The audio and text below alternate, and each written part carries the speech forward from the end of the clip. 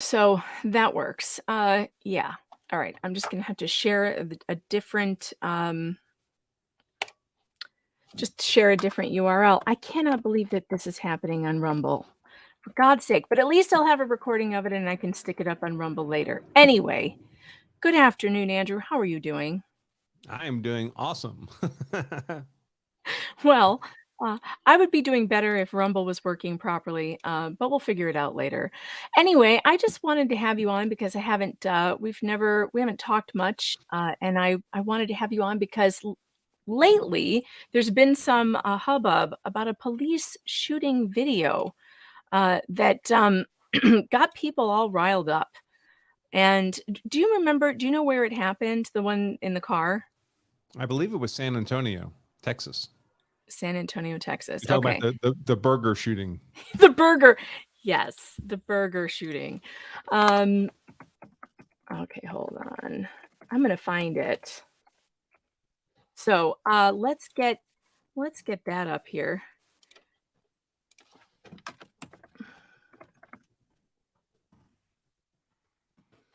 So I was watching this video, and it doesn't have like any blood or anything in it, so we'll be okay if we show it, right? Well, I'm not sure what you mean by okay. Every time I show a video of this kind on YouTube, I get demonetized for that show. Oh So no. Well, um, that'll probably happen. I'll tell you what we'll do. We'll share a news clip of it, and if they demonetize me over a news clip, then, what can I do? Nothing. We'll just try it so that people know what we're talking about here. Let's go over here and share it.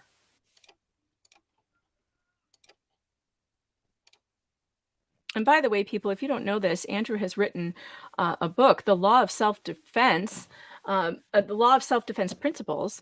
And that book is available on, I believe, his website, which is lawofselfdefense.com. Is that correct? in fact, if they go to lawofselfdefense.com/free book, like right under my face, right here below me, they can get the book for free. Oh, that's excellent. All right, let's see. Here we go. After shooting an unarmed teenager. It was caught on camera, and we should note that the teenager was wounded, but is expected to survive. Here it is. San Antonio PD released this video from last Sunday of the officer firing at the teen's car, basically at point-blank range. The officer claimed the teen hit him with his car, but the body cam video appears to show that did not happen. The teen was taken to the hospital in critical condition and is reportedly now stable.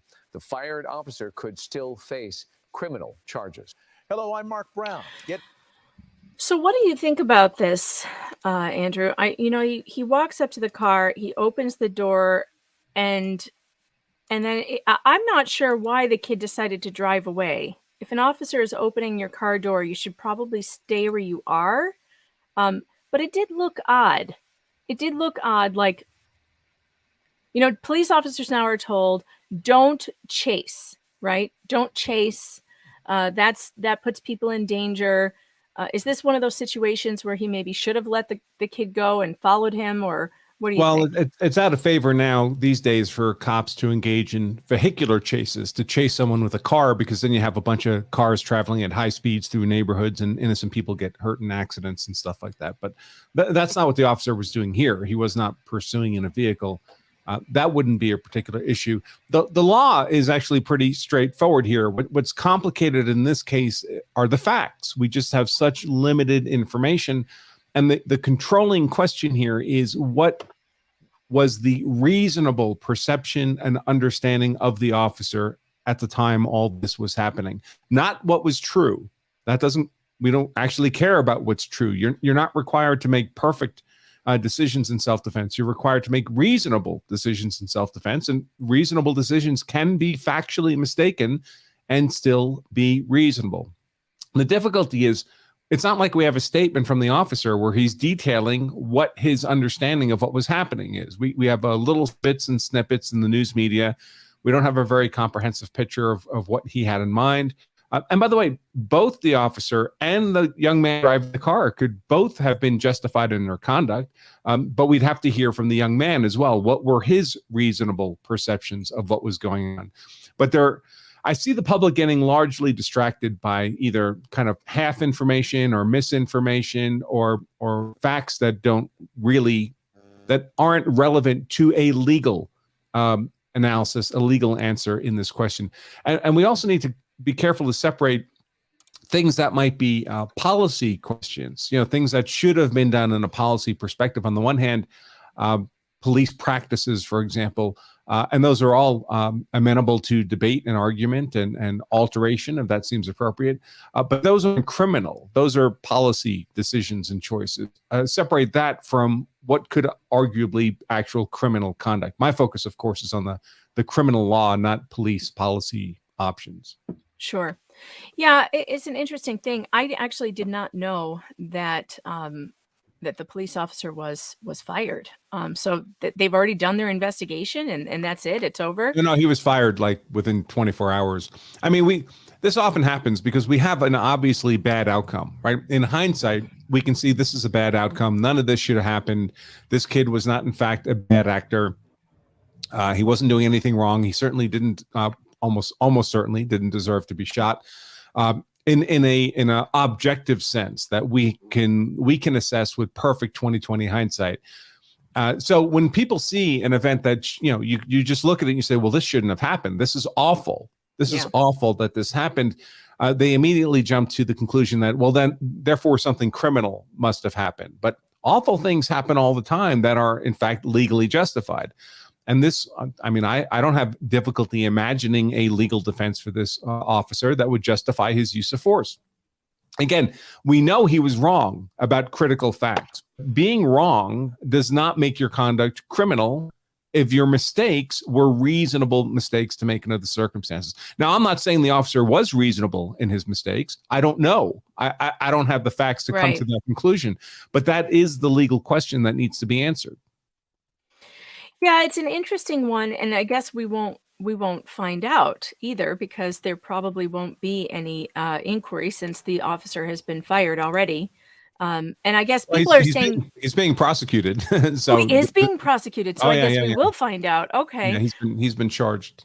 What are they charging him with? Do you know? You'd have to do a quick Google search. I don't remember. I assume some form of aggravated battery because the drivers survived. I believe he's still alive. Hopefully he'll remain alive. But it would be so there won't be a killing charge, assuming the driver remains alive. It won't be a murder or manslaughter case, but it would be an aggravated battery type of case. Probably 2 counts. I'll tell you what I know. I wouldn't messenger as well. I don't think I'd want to be a police officer. I think that is definitely not a role I want to ever play because I think that it would be very difficult. I don't know what the situation was here, though. I don't know a lot about the case.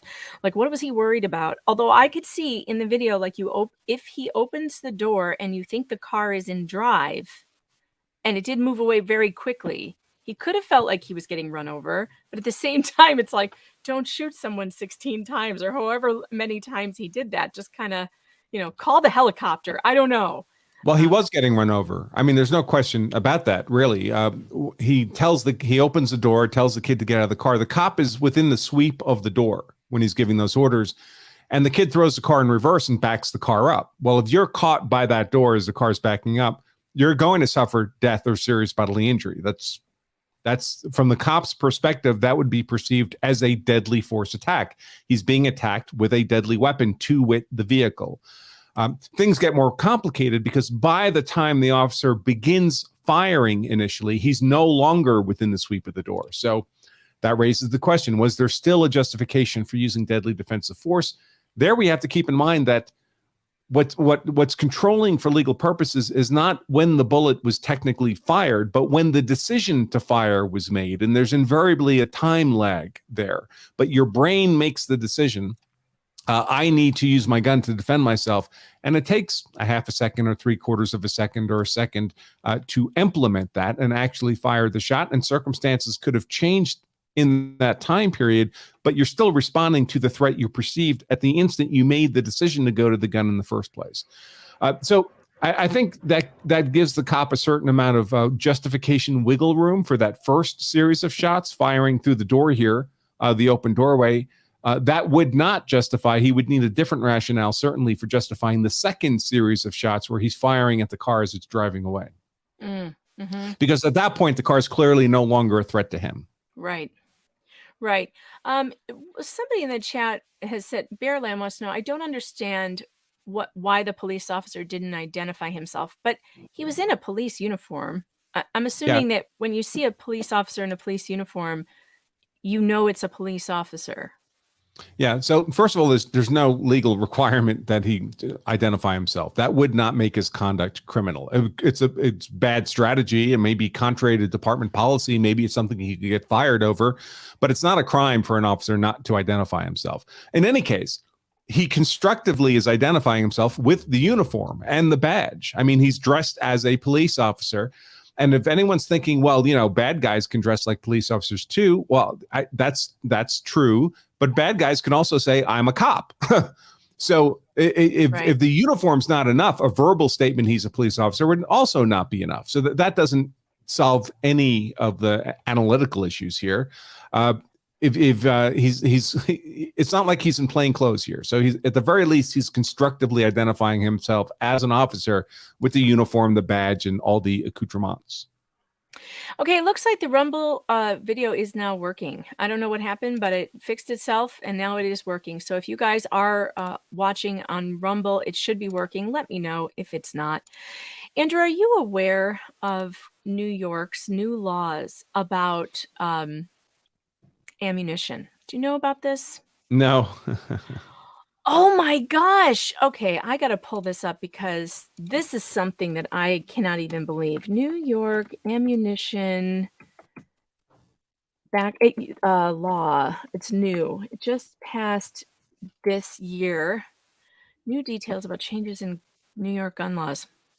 All right, so we cannot go buy ammunition now without getting asked a bunch of questions and giving our ID.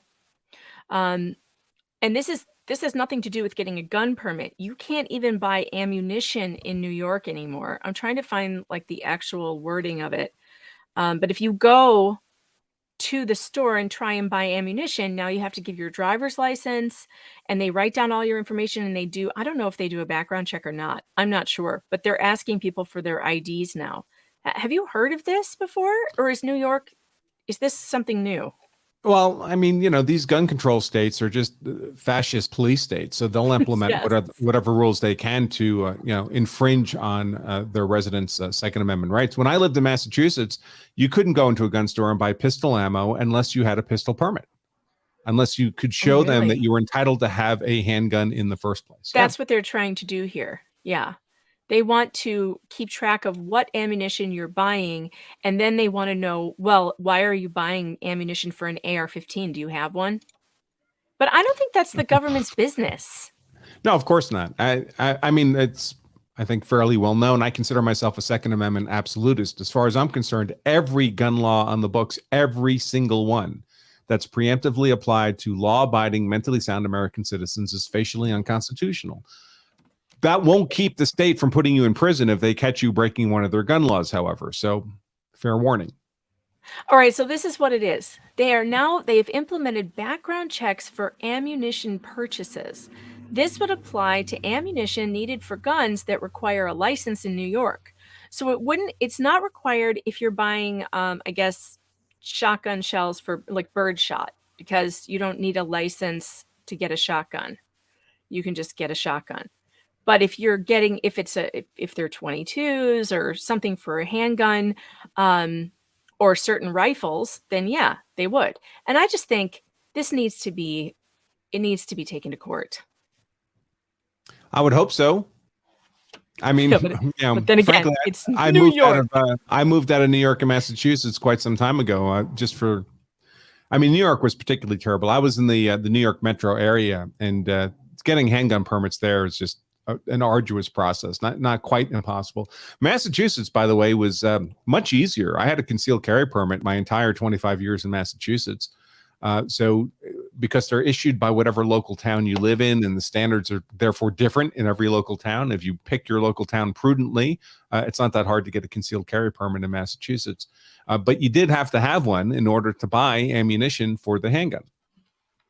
Jeez. So you're in Or you can just live in one of the 45 or so states that don't do any of this that don't nonsense. do that. Yeah, it's kind of difficult when you're stuck here because of work or whatever.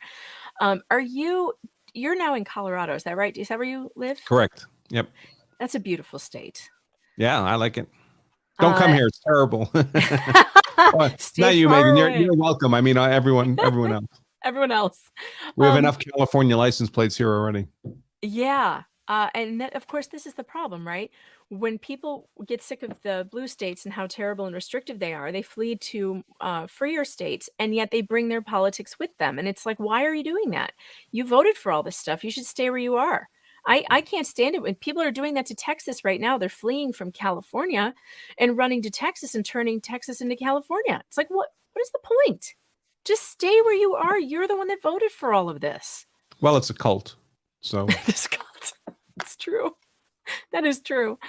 So you've been on you were motorcycling around for a while, weren't you? You've been on a bike trip you went to, was it Nashville where you went on a long trip? yeah. So last month,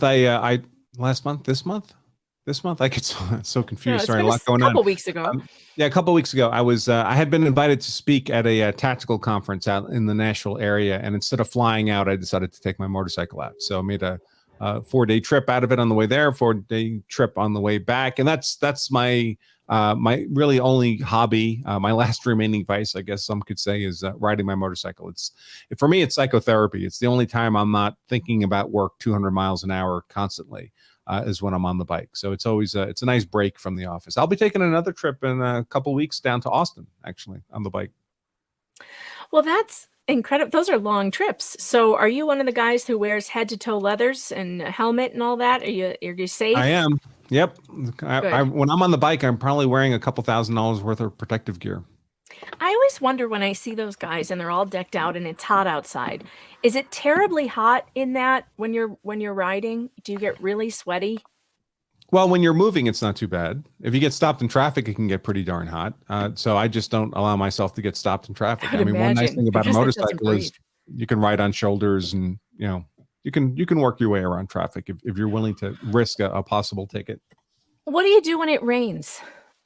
Just Do ride you through the rain. you do ride through the rain? You don't pull Sure. over? You don't stop? No, Do you have no. no? Is that is that for wimps? You know, wimps pull over? I mean, the truth is, motorcycles have about probably 80% of the traction in the rain that they do in the dry. So it's not that big a difference. You have to be a bit more conservative. I mean, there are other risks. You might be harder to see by other cars, for example. That would be an increased risk. If you go over stuff like a manhole cover, metal, that could be slick in the rain. So you have to pay attention to those kinds of things. But you just, listen, I don't recommend anybody ride a motorcycle. It's dangerous. Don't do it. Dangerous. Have you but ever if been you're in going to do it at have you all, ever been in an accident? No, never have, not once, and I've ridden all my life. Well, that's great. Aaron says, "Whoa, whoa, whoa! Now we need all leather, no tie, Branca." That would be funny. You should do leathers. You should do a show in leathers once. That would be great. Did you join a motorcycle gang? It's not leather. It's the clothing is made out of Cordura. I can pull up a picture here. I got a picture right here. Let me see if I can put up. I don't know what that is. Cordura. It's a synthetic fabric. I'll pull up a picture of me and my motorcycle gear. I think you may be able to share that if I present it to you. Yeah, I will. It sounds fun to me, but also very dangerous. I had friends who had motorcycles when I was in college, and of course, I had a lot of fun riding around with them. But it always seemed extremely dangerous, and it's not something that I that I want to continue doing for too long. But my oldest daughter, who is going on 17, is like obsessed. She wants to learn how to ride a motorcycle, and I'm like, no. Here we go. Oh, it's nice and bright, so people can see you. That's good. And it's all that gear is waterproof, so that's why the rain doesn't bother me. What kind of bike is that? That's a BMW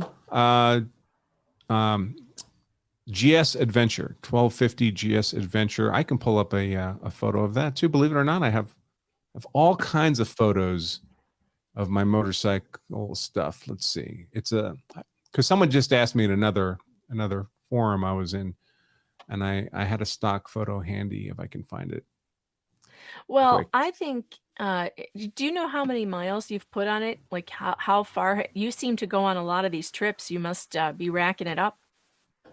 Yeah, in fact, later this afternoon, this bike's 2 years old, and I'm bringing it in for its 24,000 mile service later this afternoon.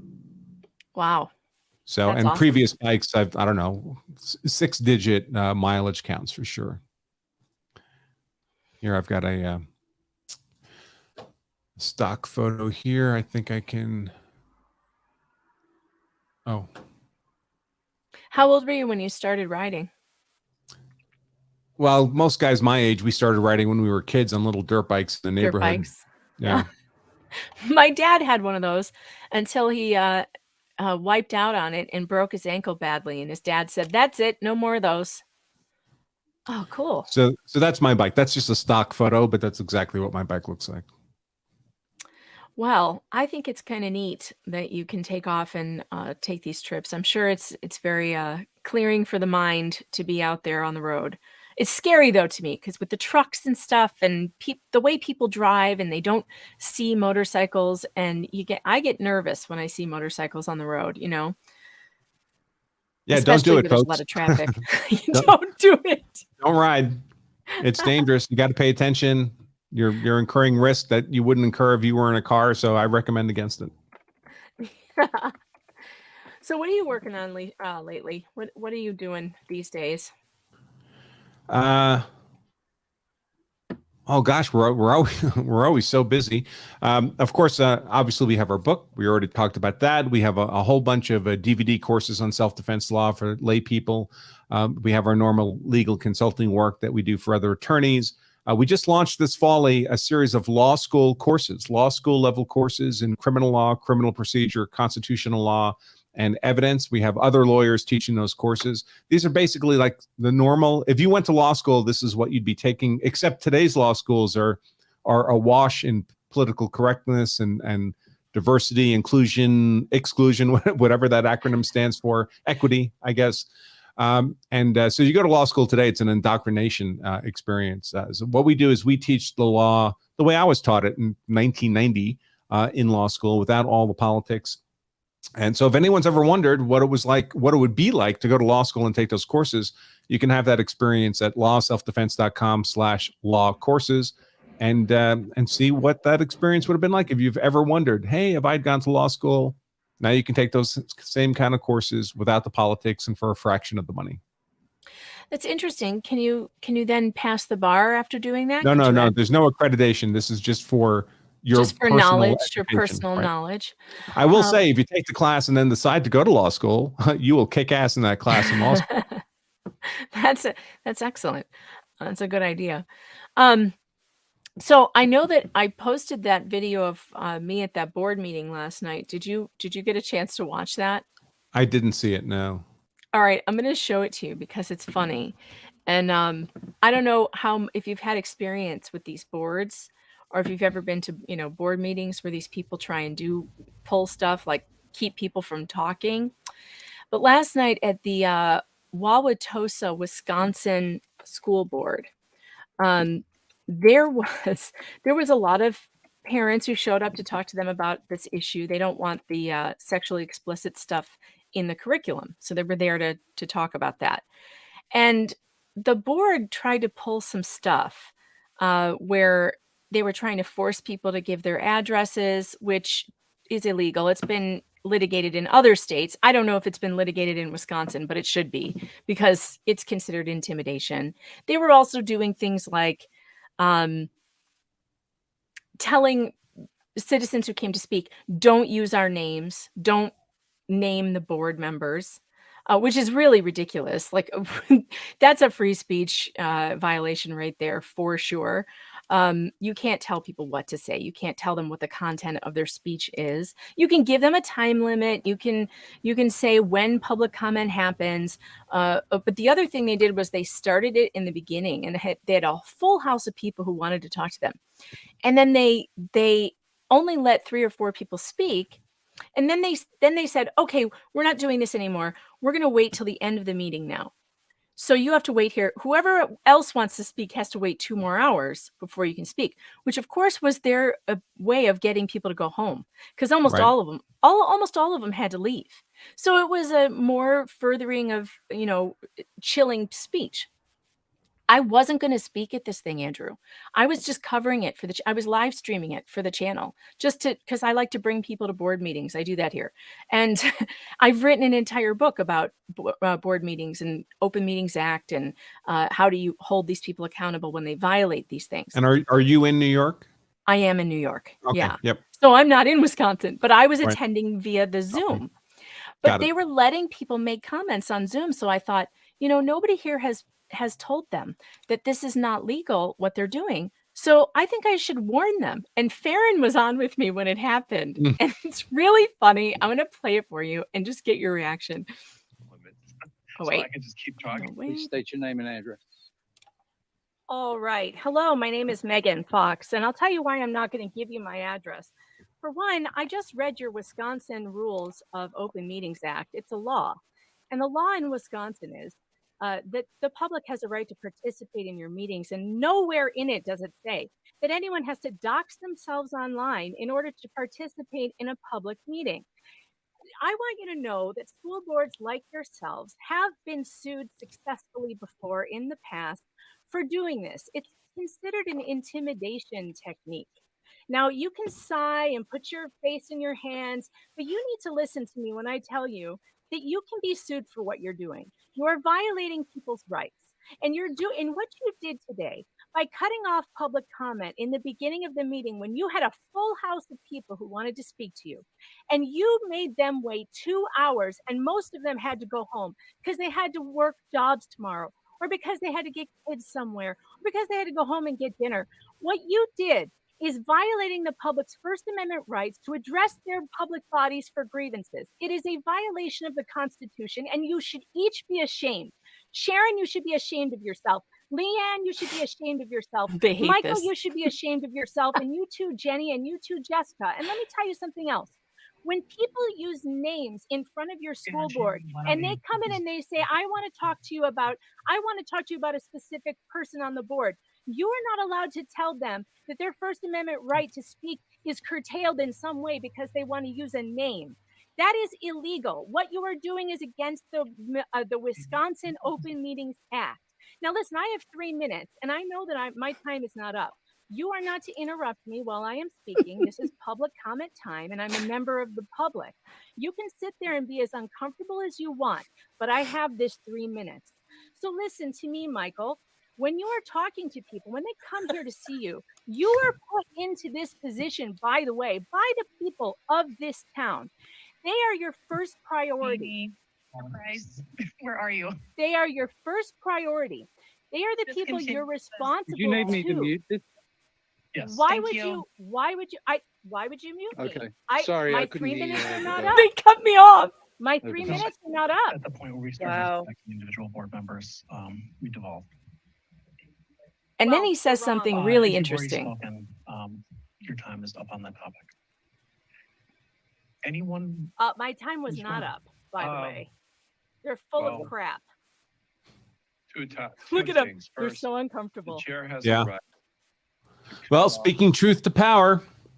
Good work. Good work, Megan. He said the chair has the right to cut off comment that, wait, let's hear the exact wording. He says, Is not what? aligned with Oh. the dignity of the body. That is not Oh, no, you aligned don't. with the dignity of the body. What do you think about Tell me that law. they think they're judges or something. They're little, these people are the worst. And unfortunately, we have these elected positions in our society where nobody really pays attention to them. Everybody just wants the schools to be operating effectively. And so because they're not closely watched positions, it's like the person who becomes the head of your HOA because they want to be the head of the HOA. That's always the worst person you want. That is the worst person. Now they're a little Hitler in that office. The person you want to be the president of your HOA is someone who absolutely does not want that job, Right. but is only doing it because someone has to fulfill the role and they're willing to take the shot for the community. You get these people who want to be on these school boards, folks, they're almost invariably power hungry individuals who want to leverage that power, like the little dictators we see here. I can tell you, in my county here in Colorado, Douglas County, our school board was going sideways, and we had a vote, and we voted them out, and now we have a very conservative school board. I didn't realize you were in Douglas County. Did you know?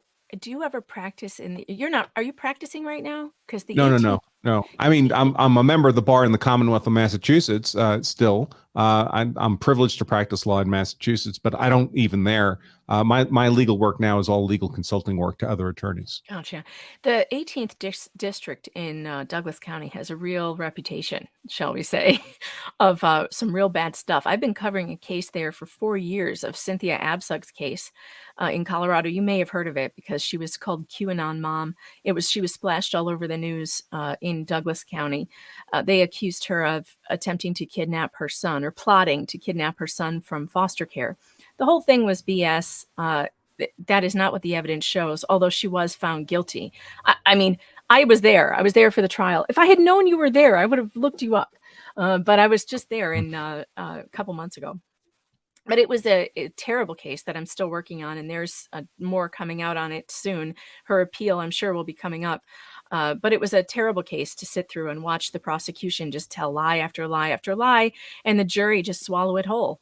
At one point, we had I was there with people who had a camera crew and who were who are working on a documentary, and they were not related to each other at all. And the prosecution led the jury to believe that we were all members of QAnon in the gallery. I mean, it was so bad. And the judge refused to allow the defense to identify us in front of the jury and let the prosecution tell that lie. And so the jury was actually intimidated by those of us in the gallery, and even told the prosecutor that they were scared for their safety because we were standing outside the courtroom, like with everyone else. It was outrageous what was allowed to be done there. I don't know why prosecutors get away with this stuff.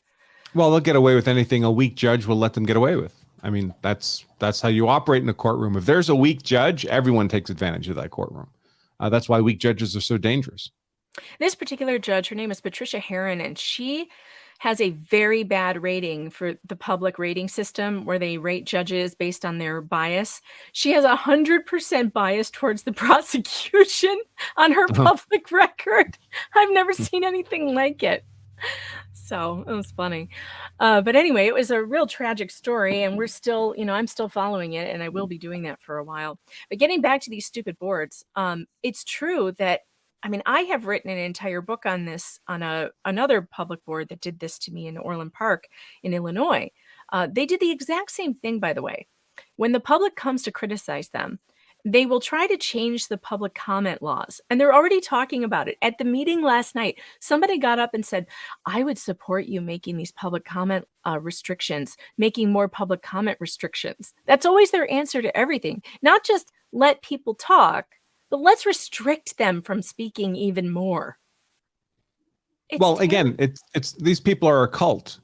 These people on the progressive left are a cult, and they don't.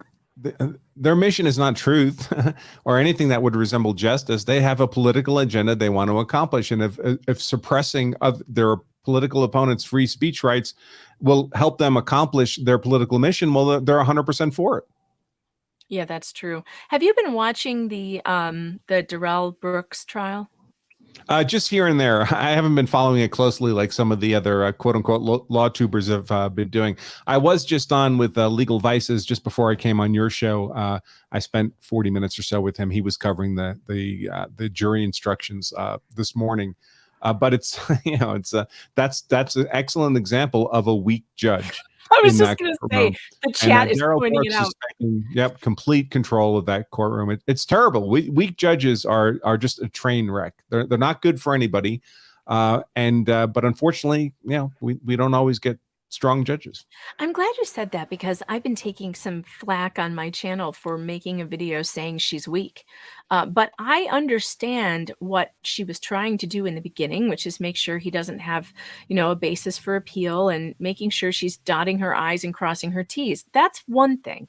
But it is Right. totally another to give someone 10, 12 chances when you said you only have one more shot. And she's like mommy who says to her little boy, Right. you have 3 more chances and then or I'm going to take the video game away, and then she never takes it away. Right.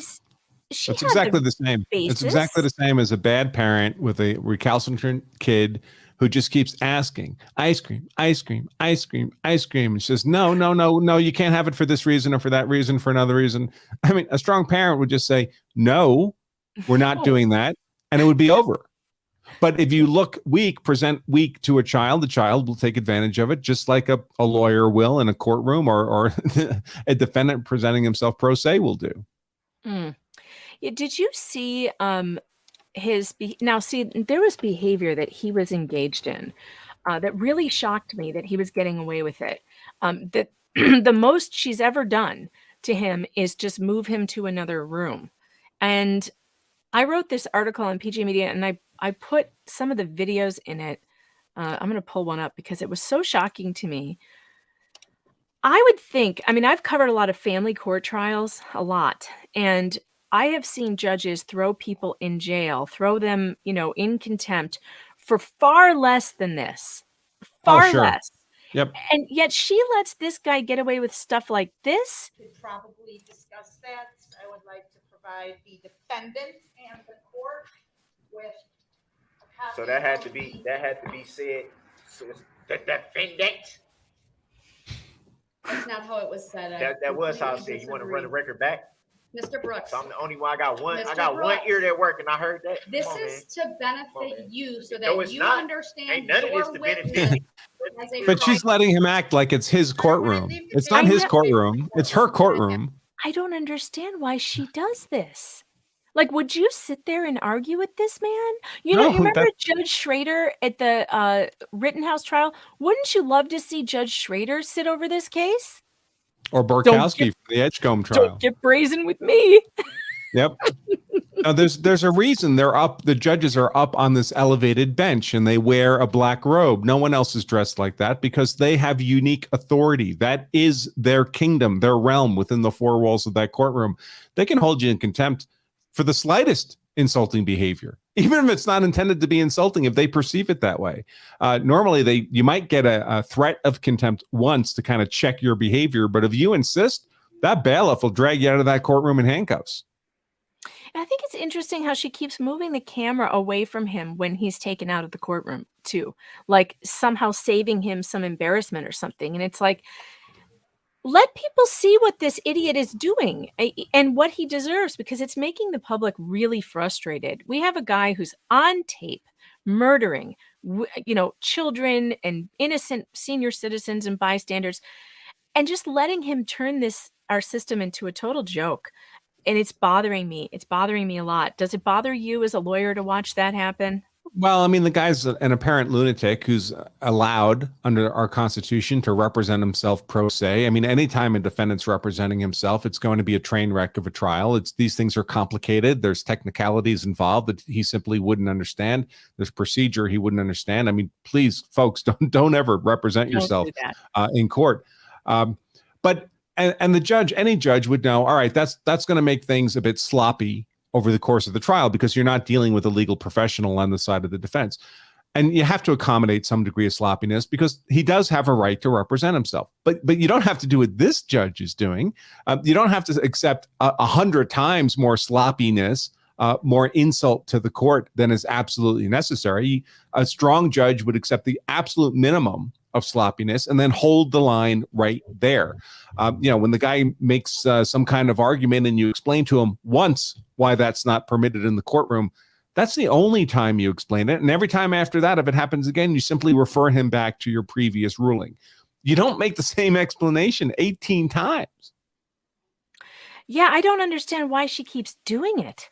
And all right, chat, I hear you. The judge is not moving the camera. It's court TV, but I'm sure they're under instructions from the court about what they can film and what they can't, is what I'm saying. I realize the judge is not directing the camera. But it's There could be bizarre. other reasons for that. It's possible that the camera, if it wasn't moved, if it just followed him out of the courtroom, it might pan over the jury or something like that. I mean, Yeah, I it's guess we hard don't to know, know. right? Yeah. Xi Jing Poo Poo, hilarious name, wants to know when are we going back on Nick's show? I don't know. I don't know when that happens. When he's got time. Nick's show is tough for an old guy like me. He's on Right? late at Me night. too.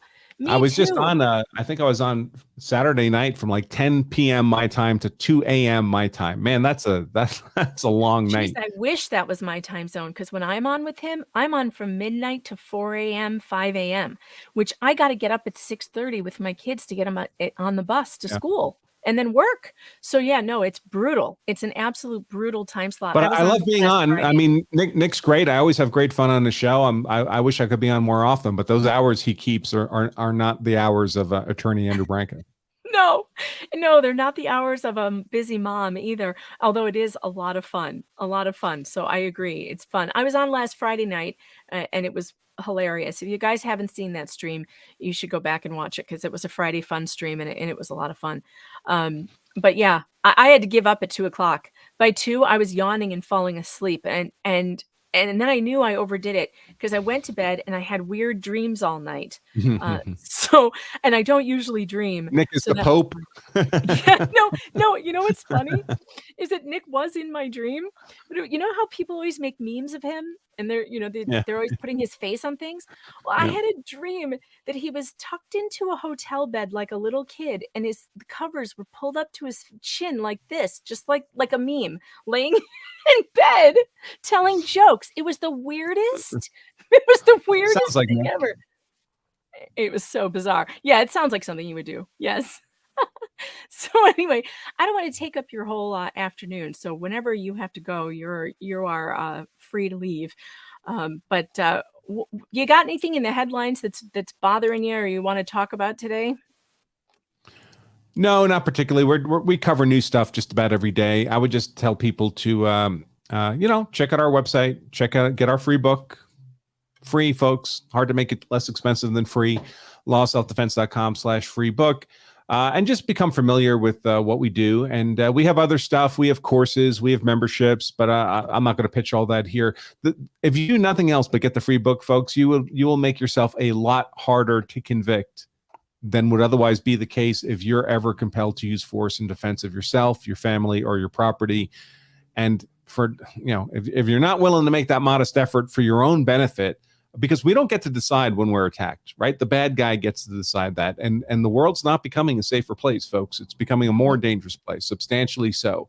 So your prospects of finding yourself victimized by violent criminal predators and having to use force to defend yourself, and if you don't know where the legal boundaries are for that, it's very, very easy for normal law-abiding people just like us to suddenly find themselves looking at a 10 or 20-year felony prison sentence.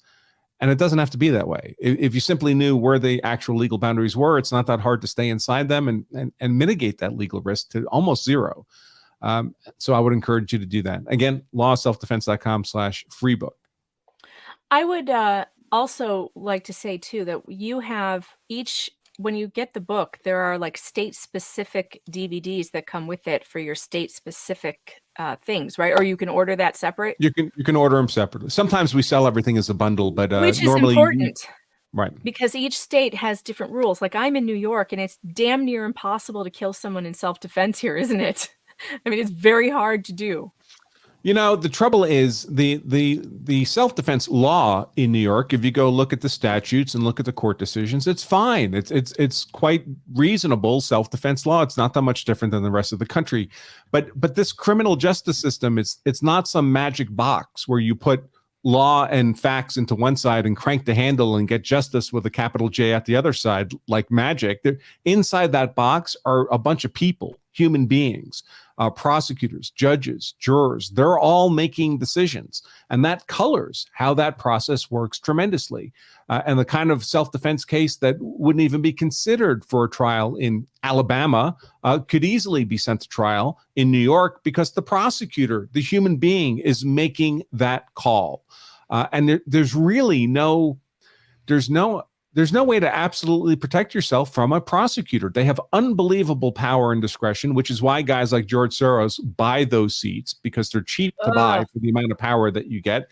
In theory, we have probable cause hearings. We have grand juries that are supposed to prevent ridiculous cases from being brought to trial. But the truth is, folks, that they don't work. If a prosecutor wants you to go to trial, you're going to trial. And then your lawyer has to make your legal arguments in your defense in that forum in front of the jury, which is a hideously expensive process. And it's very risky. Folks, if I put you in front of a jury on felony charges, there's a 10% chance you get convicted. If you're innocent, 100% innocent, there's a 10% chance you get convicted, because juries are humans too. And they're dangerous. Juries are dangerous and unpredictable creatures. Juries. I've seen the case in Colorado I was just talking about. Stupid jury like you cannot believe. There was no evidence of a criminal conspiracy to kidnap. Absolutely zero evidence. And yet they found it anyway. And you would be interested in this, to tell you the truth. One of the elements of the criminal conspiracy that the prosecutor claimed was the purchase of a firearm. She legally purchased a gun after her house was broken into, after a door was broken on her back door. It even says on the registration, or not, whatever the thing is when you fill out at the gun store why you're buying the gun, it says how, door was broken on this date, whatever. She had evidence of that, which her defense attorney never turned into the jury, didn't show it to them, just for no reason, and allowed the prosecutor to use the purchase of a legally purchased weapon as evidence that she intended to go on a kidnapping spree. It was absurd. Well, unfortunately, the quality of your legal defense matters. It matters. And, lawyers, like any other profession, are on a bell curve, and most of them are somewhere in the average, which is okay, unless life in prison is at stake. Some of them are really, really good, and some of them are just not that good. And if you have a defense lawyer who's not that good, they miss things. They miss the proper legal arguments. They're not skilled at framing the arguments for the juries. You have to tell, what you're doing as a lawyer in a courtroom is telling the jury a story. The prosecution is doing that too. They're telling the jury a story of guilt. And your defense attorney has to be telling the jury a story of innocence. And if there's an alternative explanation other than what the prosecution is characterizing, that's consistent with innocence, the defense attorney has to make that explicitly clear. And when they're making that clear, they have to emphasize to the jury, listen, we're not required to prove a damn thing. The state has to prove my client guilty beyond any reasonable doubt. And if there's an alternative explanation consistent with innocence, they by definition have not done that. He did a terrible job of that. I mean, it did not help that the prosecution had like 8 witnesses, maybe 9 witnesses for their side. And her defense attorney called 1 witness for her out of a list of like over 35. It was inexplicable. And she even said days before, where are my witnesses? Why haven't you called them? Where is the doctor in the case? Where's the specialist who ordered the tests? She was accused of medical abuse too. He didn't call one doctor, didn't call one specialist. And he was like, well, we didn't need it because we had their records. What? So you allowed, they allowed the jury to believe she didn't have witnesses and all she had was records because the defense attorney never called her witnesses. I don't know. If I didn't know better, it would seem like a setup to me. Although I don't know better, it could have been a setup. How do I know? All I know is it was awful. Yeah, I mean, obviously, I didn't watch the trial, so I wouldn't have any, personal insight into the performance of the lawyer involved. But I've seen plenty of cases where it's an underperforming defense attorney who's actually walking their client directly into prison. That's what it felt like. That's what it felt like. It felt like he was walking her directly into prison. And now she's facing her sentencing. It's coming up on November 3rd. She has asked for alternative defense counsel because of all the problems, and she was denied It's too late now. She was denied. Well, she wanted an alternative defense counsel for the sentencing, but she was denied that. She will be able to appeal and probably make a ineffective assistance. She was denied it, so she had a public defender? She had a public defender. Yeah. Yeah. So listen, public defenders, many of them are fantastic attorneys. In fact, being a public defender is probably the single best way to get a ton of trial experience very, very Yeah. quickly, because they're in court every day, all day. Most attorneys, most people don't know this. Most attorneys don't spend any time in court. There's almost 1.5 million lawyers in America, and less than 10,000 of them are trial attorneys. Yeah. So most attorneys are doing other stuff. They're working in offices, they're writing wills, they're whatever, but they're not really hardcore trial attorneys. Public defenders are trial attorneys, and they're in court all the time, and they have the harder fight of it. Listen, most people go into a criminal trial as a defendant they're criminals. And it's not that hard. The prosecution generally doesn't have to work that hard to get a conviction. That's why their conviction rates at trial are 90%, 95%. It's the defense that has the hard job. They know That their is client's so generally bad. a criminal too. So they tend to get very experienced, a lot of trial time, become pretty savvy. But not all of them. And one shortcoming of public defenders is, as good as they may be, they're always overworked and under-resourced. You're not their only client. They got 100 other clients they're working with. So Yeah. the amount of their bandwidth they can actually dedicate to any individual client or any individual case is really relatively modest. Yeah. And I think that that's part of the problem. I know a defense attorney here who's a public defender in the Rochester area who's been a public defender for 20 years. She's amazing. She ran for judge. She should have won. I'm so sad she didn't. Julie Sianka, she's wonderful. She's one of the few Democrats that I really like and can get along with. But no, she and I sat down with her for one of my first podcasts at PJ Media to talk about her career and what goes on in Rochester. And I was shocked by the types of stories she told me about the way that the police here will constantly overcharge for crimes. And then the prosecutor will come in and offer a deal that's way Yeah. too Right. way bad. It's not any good. Like, she could get him probation and they're offering 5 years, Right. without but they do this without the attorney. They're like, here, if you sign this now, you'll only get 5 years instead of 15. Where when she comes in, she's like, wait a minute, this is a probation deal. You overcharged in the first place. This isn't even the right crime. So that's unfortunate. And I wish, and I feel like sometimes that's driven by the prosecution wanting that very high conviction rate for their elections. I sometimes wonder if elected positions are a good idea for that role.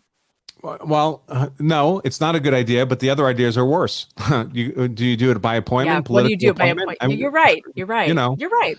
So we have a deeply imperfect criminal justice system. It's just when I compare it to the rest of the world, it's much better than the alternatives. If someone has real, genuine ideas for improving the criminal justice system, I'm always happy to hear them. But it better come from a well-informed position, because generally what people recommend just results in an even worse of a train wreck than what we have right now. I wish there were more checks on prosecutors. I think, the system we have for prosecutors is designed for a prior era, before these positions were so heavily politicized, where you'd have your local prosecutor would be some old guy like me who'd been in the legal community for 30 years. He's had that job as head prosecutor for 10 or 15 years.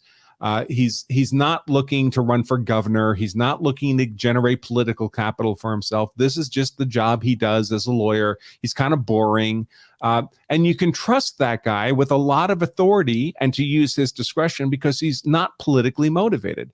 But then you take that same power and authority and you give it to someone who is politically motivated, and you have a nightmare on your hands. Both who they end up charging, like a Rittenhouse or George Zimmerman, and who they end up not charging. Violent criminals who are simply released back out on the street to be predators on the community again. It's terrible, and it feels like when we see these political prosecutors, we feel like we need to constrain their power and authority because they're misusing it. But it's hard for me to really envision how a prosecutor's office would work without that discretion. They certainly can't take everyone to trial. They can't take nobody to trial, so they need discretion to decide which cases they want. What you need is a prosecutor you can trust with that discretion. But George Soros has long since figured out that, most of these local prosecutor races, they used to be decided, maybe two people in the legal community would run for that office and they'd each spend a couple $1,000s, maybe $5,000 to run for that position. So when a guy like George Soros comes in and drops $100,000 which is not a lot of money for most, big campaigns But we it's think about. enough. It's But in a enough for one like prosecutor's that. office, that's like a nuclear bomb. I mean, you just wipe out your opponent. You've effectively bought Yeah. that position. You bought the position. Yeah, it's a real I think it's a shame.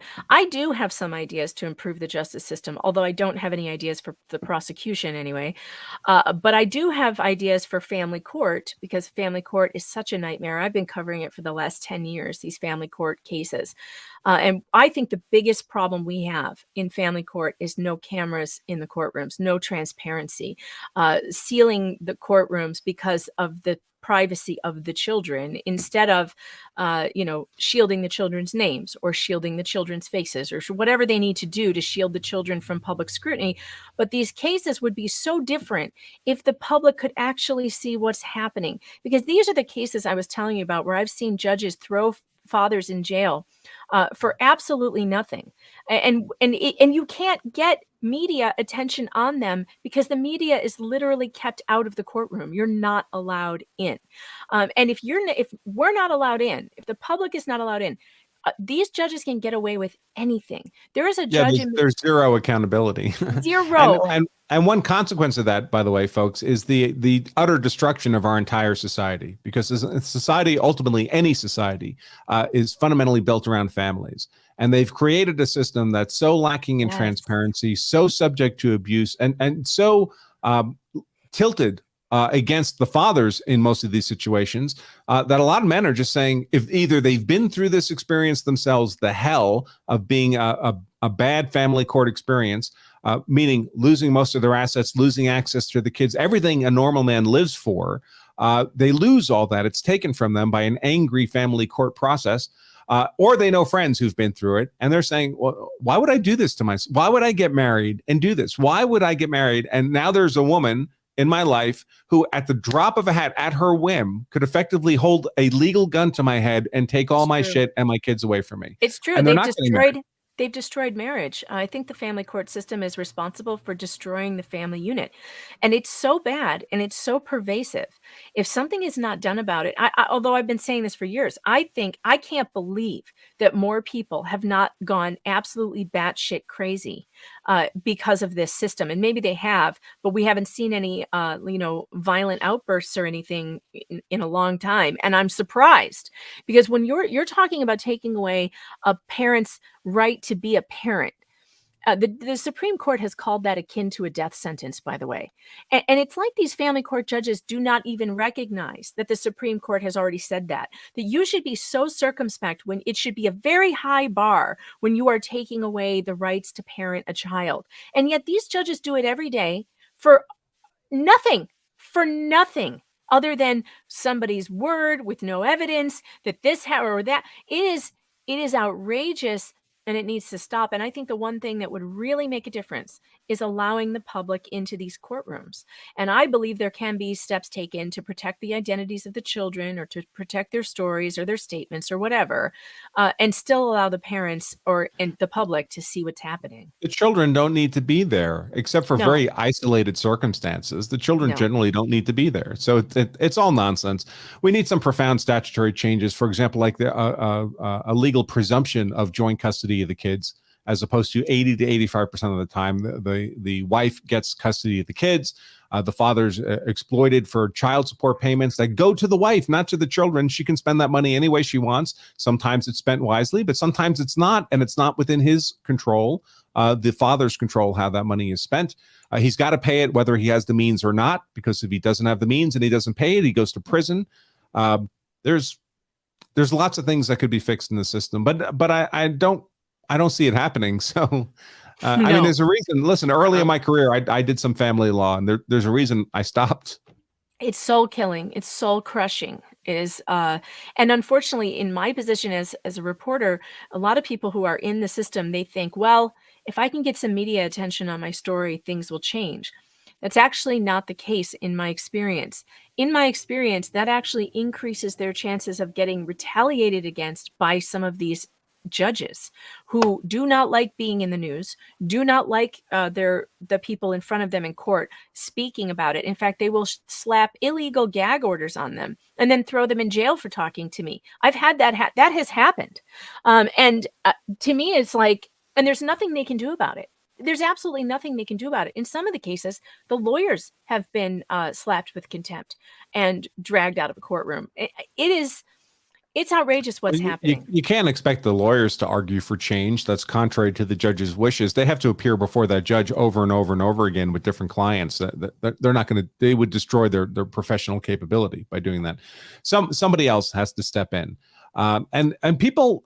I mean, somebody should actually do a book or documentary on this, but people don't see how the inside of the machine is so terribly broken and biased. For example, when a court awards child support, that court, the court itself, gets matching funds from the federal government equal to the child support. And that money, people don't know, but courts run lots of programs that are mostly good programs. Programs like drug courts, shelter, abused women shelters. They run all kinds of stuff, but they don't get money for any of that. They're not funded for that stuff. They get that money from things like court fees and from matching funds for child support. And there's plenty of family courts where the couple goes in and says, listen, we want an amicable divorce and an amicable custody arrangement. It's going to be joint custody. Neither of us wants to pay child support to the other. It'll roughly just be 50-50. That's how it'll work out with joint custody. 2 weeks at her house, 2 weeks at my house. The court will say no. Because if they don't award child support, they don't get that matching money from the federal government. That's right. And they want a custody evaluation, and then they hire the professionals. They make you hire the professionals to come and do that custody evaluation. And those people, I'm convinced, Andrew, that they are trained to create more conflict between the two. So you could have two people like you described, go in, total agreement, what they want, but they will come out having fought one another to the death. Because the people that they appoint, these court-appointed professionals, get in there and cause havoc and wipe them out of their savings. It is so dangerous. I have been studying and reporting on and investigating guardians ad litem and court psychologists who are working in tandem together. Right. They're all part of the same dark machine. Oh, there is a documentary, by the way, about this that's really good, and it's called Divorce Corp. CORP, Divorce Corp. Okay. It's free on YouTube. At least it was the last time I watched it. If you guys want to look it up, it's a wonderful documentary. And it does show this awful system. It's billions of dollars. The dollars are flowing. The people who are making the money on it are the cottage industry folks, like the court psychologists and the court custody evaluators. And the states are making tons of money on custody. And it's not just men anymore, Andrew. There's actually the court system appears to be going after the person with the most money. And so it could be mom in cases, and I've covered a lot of those where it is mom, where she they don't care where the money comes from. They just want the money. They want the money. And so moms are being, I just had one of my friends who is a lawyer. She's an immigration attorney. I covered her case, Evita Tolu in Missouri. She just recently got called into court for a custody thing. Her kids are over 18, and her ex-husband is still allowed to drag her into court on custody battles and she's already said, I have given up custody to you. But what does he want? He wants her to pay college when the children already have scholarships. He wants her very to pay, common. It doesn't stop at 18. Oh my God, it should. It should. It's just outrageous. It's absolutely outrageous that this can continue, and that it's used as a weapon that warring couples can use against each other, like the War of the Roses. It's like anything you can use to hurt the other person. And the court system is one of them, which should never be the case in American justice. Our justice system should not be allowed to be another weapon of abuse for one to use against the other. And it's not in anybody's interest. It's not in anybody's interest. And by anybody, I mean the people involved in the system, for divorce to be an efficient and timely process. Because the longer it takes and the less efficient it is and the more costly it is, all that extra cost, folks, that's going to the machine. That's going to them. That's going to the family lawyers. That's going to the courts. That's going to these various professional, quote unquote, experts that have to be retained by the parents to do evaluations of their kids and all this nonsense. The machine is just, It's like a giant shark just eating the money of all these poor people that come into the courtroom. They don't want to make the process efficient. That would be bad for them. The only person who would value an efficient process are the people involved Yeah, themselves, the the people husbands, the paying wives, for the it. children. Yeah. But they're inconsequential to the machine. They come and go. The machine's there forever. Oh, it's so awful, and there's just no way out.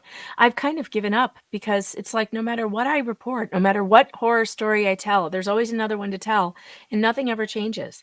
You know, we had 31 judges in Missouri, an entire court if St. Louis recused itself from Evita Tolu's case because they were implicated.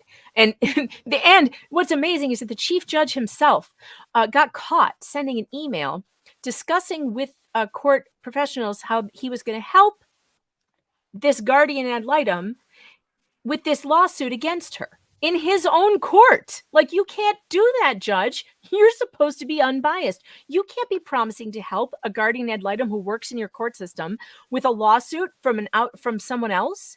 He had to step down eventually because he was so under fire for doing Right. this stuff. Well, you say they can't do that.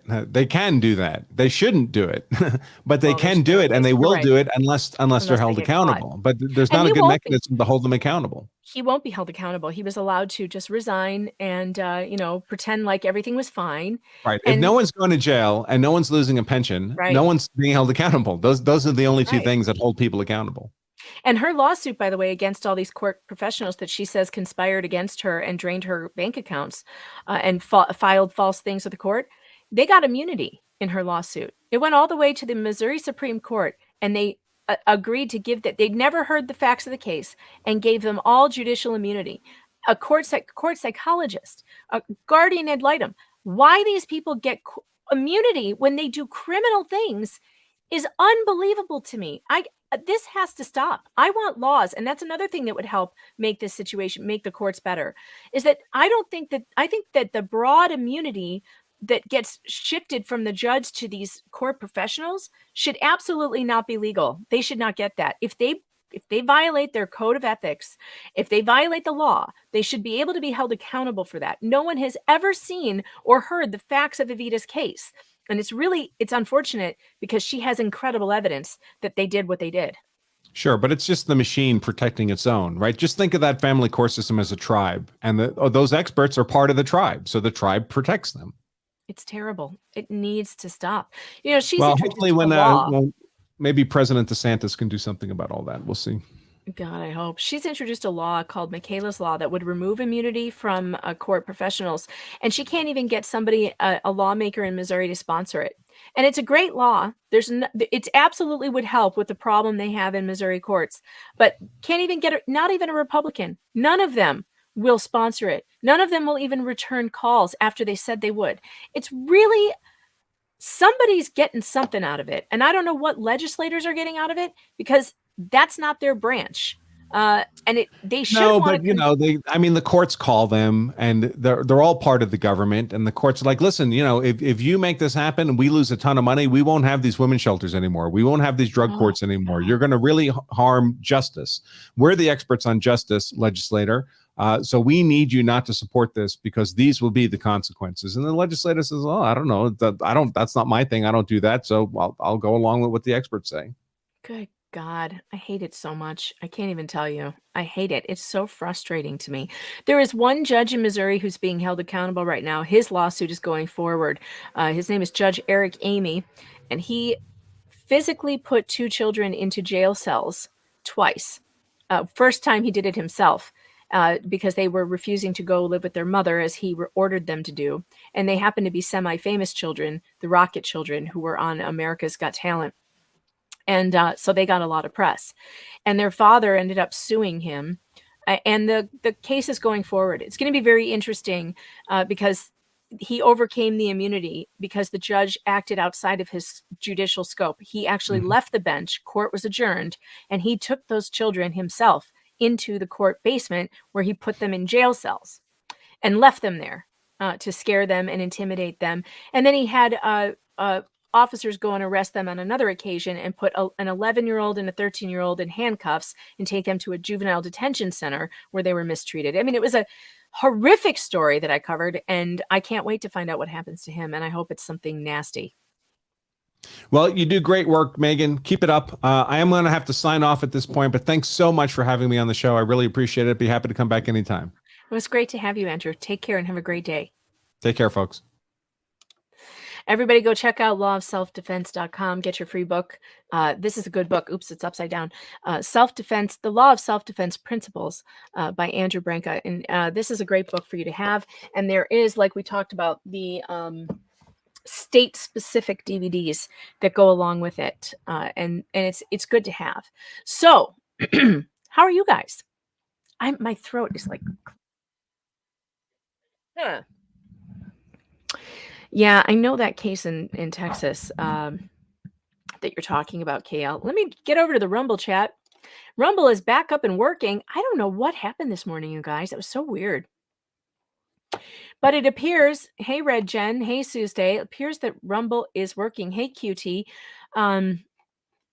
It's good to see you guys. We've got, make sure you smash that plus button and get this sucker going. If you can share the stream, if you can, because I don't think we're quite finished yet.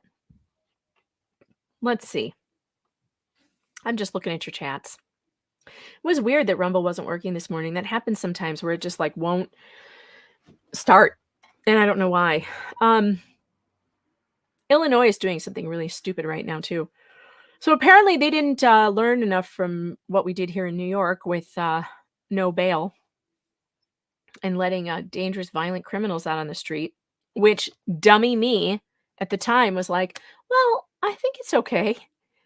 So dumb. Let me just correct the record, because I said when New York was doing bail reform, I was like, this won't be so bad. It won't be so bad. It'll be okay, because they said they weren't going to let violent criminals out on the street, and we don't care about non-violent criminals, right? If you commit a non-violent crime, I don't think you should have to pay bail to get out of jail. So that's what they told us they were going to do. That's not what they did. No, they let violent criminals out on the street, just like they said they wouldn't do. You know, Democrats lied again. And can you believe that I believed them for like 2 seconds? The libertarian in me was like, yeah, people shouldn't be in jail with all this high bail when they have jobs and they didn't do anything violent. And, you know, I'm all for that. I don't think we should be crushing people with bail, especially low-income people. No, not if they didn't commit violent crimes. And the Democrats in New York promised me that that's what they were talking about when they said bail reform. But that's not what happened.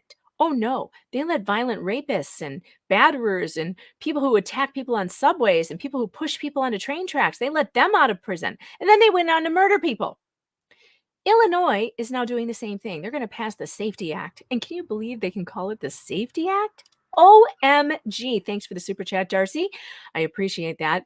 Fun stream, Darcy says. Thanks. I appreciate it. Illinois is just not going to learn from New York's mistake. I mean, we even have Mommy Dearest here in New York. The governor, the appointed governor, Kathy Hochul, who we call Mommy Dearest, is now walking back her stance on this. And she says that, you know, we're going to have to, maybe the legislature will have to make changes to the bail system or whatever it is that they're doing. But Illinois is going to go forward, calling it the Safety Act. By the way, if you're allowed to call your bill the Safety Act and it lets violent criminals out on the street, I think you should have to not be allowed to call it the Safety Act. Call it what it is. The Putting You in More Danger Act. That's what we should call it. The Dangerous Act. My God, it's just ridiculous. And Chicago already has an incredibly high rate of violence. And so we're just going to make it worse? We're really just going to make it worse? Oh, Jen, are you leaving? Where are you going? Oh, you're okay. Well, Jen's got to go. Too bad. All right. If you guys are watching on YouTube and you want to get over to the Rumble stream, I will put the link in the chat on YouTube so that you can see it. We're not on Facebook today. I was just going to stream to Rumble, and then I was streaming to Rumble and it wasn't working.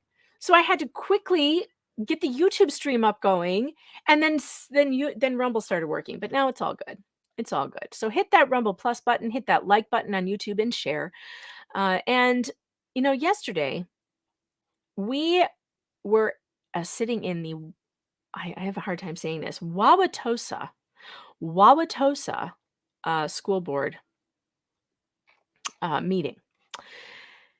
And if you guys missed that, I have made a well, did it share to hold on, did it share to file? Because if it didn't, I won't be able to show it to you yet. No, it didn't. Darn it. I've been working on this all morning. And I'm afraid that if I try to do it now, it'll shut my computer down because iMovie always takes up a lot of bandwidth. So I'm not going to do it right now. But I did make a highlight reel of the event last night. If you did not see it, I can show you some clips. Would you like to see some clips from last night from the Wauwatosa, Wisconsin board meeting? Now, to set this up, they were the parents and a lot of people are upset that their curriculum includes very explicit sexual material for kids, second graders, like literally second graders. So I have some clips to show you about how that went. So Moms for Liberty and who else was there? Gays for Groomers. I wonder if I'll be able to get in here while I'm doing this. Can I open 2 StreamYards? I hope so. Yeah, Moms for Liberty, Gays for Groomers were there, and a bunch of people from, the area who wanted to talk, and the school board really behaved badly. They really did. Let's watch Jamie. Oh, we can do that on my Rumble. Let's watch Jamie on my Rumble because I put up this. So Jamie Mitchell is hilarious, and she's the president of Gays Against Groomers. And she was outside at the protest before the meeting started. And she gave it to these woke white women who are not even gay out there waving gay flags and pretending that they somehow speak for the gay community, which they don't. Jamie Mitchell is a lesbian, and she has more of a right to speak for lesbian people than these straight white women who are just bizarre. Like, why are they LARPing like they're gay? It's weird. Now let's watch Jamie and what she did last night. It was fantastic. Let's see. I gotta skip this ad. Hold on. Guys here, there's people here with rainbow flags. I'm gonna go talk to them, and because I don't think she's gay. Okay, we'll watch you. Let's just watch Jamie do her thing. Are you gay? Are you gay? Wait, no. I'm a lesbian woman. I'm wondering why you're waving this flag. This is good programming. Please, can we just talk for 1 second? I'm a lesbian woman. You're holding a rainbow flag. Are you yourself gay? I think that someone who supports. She's supporting the gay kids. kids. No. What? Straight white woman. It's the problem every time, I swear. I'm bigoted against white women. She's holding the fucking gay flag, thinking that she speaks for us. Ma'am, you don't speak for the gay community. Gays Against Groomers speaks for the gay community. You're a straight white woman. Tell her. And you're making gay people look like groomers. Tell her. She's making gays look like groomers. For the gay community. No, ma'am. I'm a lesbian woman. I speak for the gay community and everybody in our organization. Anyways, what are you gonna do with these straight white women? I don't know. It's always straight white women, man. They're always straight white women. It's always the liberal straight women. You need to tell her you're making gay people look like they want to groom kids, and we're not into that, man. Like, why are you doing this? Can I just say one thing to you? I won't ask for a response, but I just want you to know that you're making the gay community look really bad. You're making me personally look extremely bad by supporting the sexualization, indoctrination, and mutilation of children's bodies. You don't speak for the gay community, ma'am. Yes, you look at bouncing your little happy rainbow flag, a straight woman. Make it make sense. I don't understand. That's good. Make it make sense. You do not speak for the gay community, ma'am.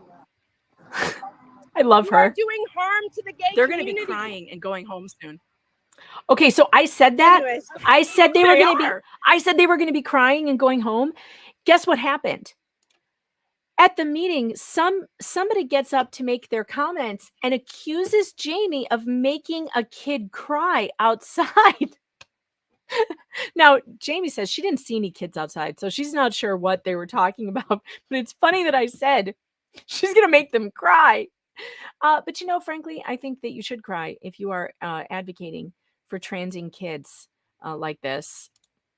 And I thought Jamie was fantastic last night. I think she was really good. And she also made comments at the board. So let's see. Let me get those up because her commentary was great. And this board, I'm telling you, they do not like being confronted at all. And they try to do illegal things. Now, remember, I told you about the book that I wrote, The Bizarre War That One Public Library Waged Against the First Amendment. And that was about the library that we were fighting. Oh, come here, book. That was about the library that we were fighting that was allowing guys to watch pornography and jerk off near kids. It was gross. And in this book, it details all the times we went to board meetings and they tried to shut us up. That's why it's called Shut Up. Because literally this went on and on and on and on. Every time we would show up, they would break the Open Meetings Act and try to shut us up. And these people all act the same. They all do the same things. And these people at the Wisconsin board meeting last night, it was like watching the library board all over again. They do the exact same things. So they tried to tell these people that they had to give their home addresses online. Like this thing is being broadcast and it will be online in perpetuity forever, right? Because it's a public meeting. And they were trying to force everyone to give their names, their full names and addresses. There is nothing in the law that allows them to demand that. You may say no. You can say, no, thank you. I don't want to give my address. I don't want to dox myself online. And yet they were trying to do that. And that's a form of intimidation. And they did it to Jamie. But she did not let them get away with it. But then when she said, no, I'm not going to give it to you, he tried to discredit her by making her say that she did not live in Wauwatosa in particular. She's a Wisconsin resident. These people always do the same thing, as if you're not part of their community, if you're an outsider, you don't have a right to an opinion. Well, you know what? You do. This is America, and anybody has the right to go and speak at any board meeting they want. You can go as a resident of Wisconsin and go to a board meeting in Colorado and speak if you want to.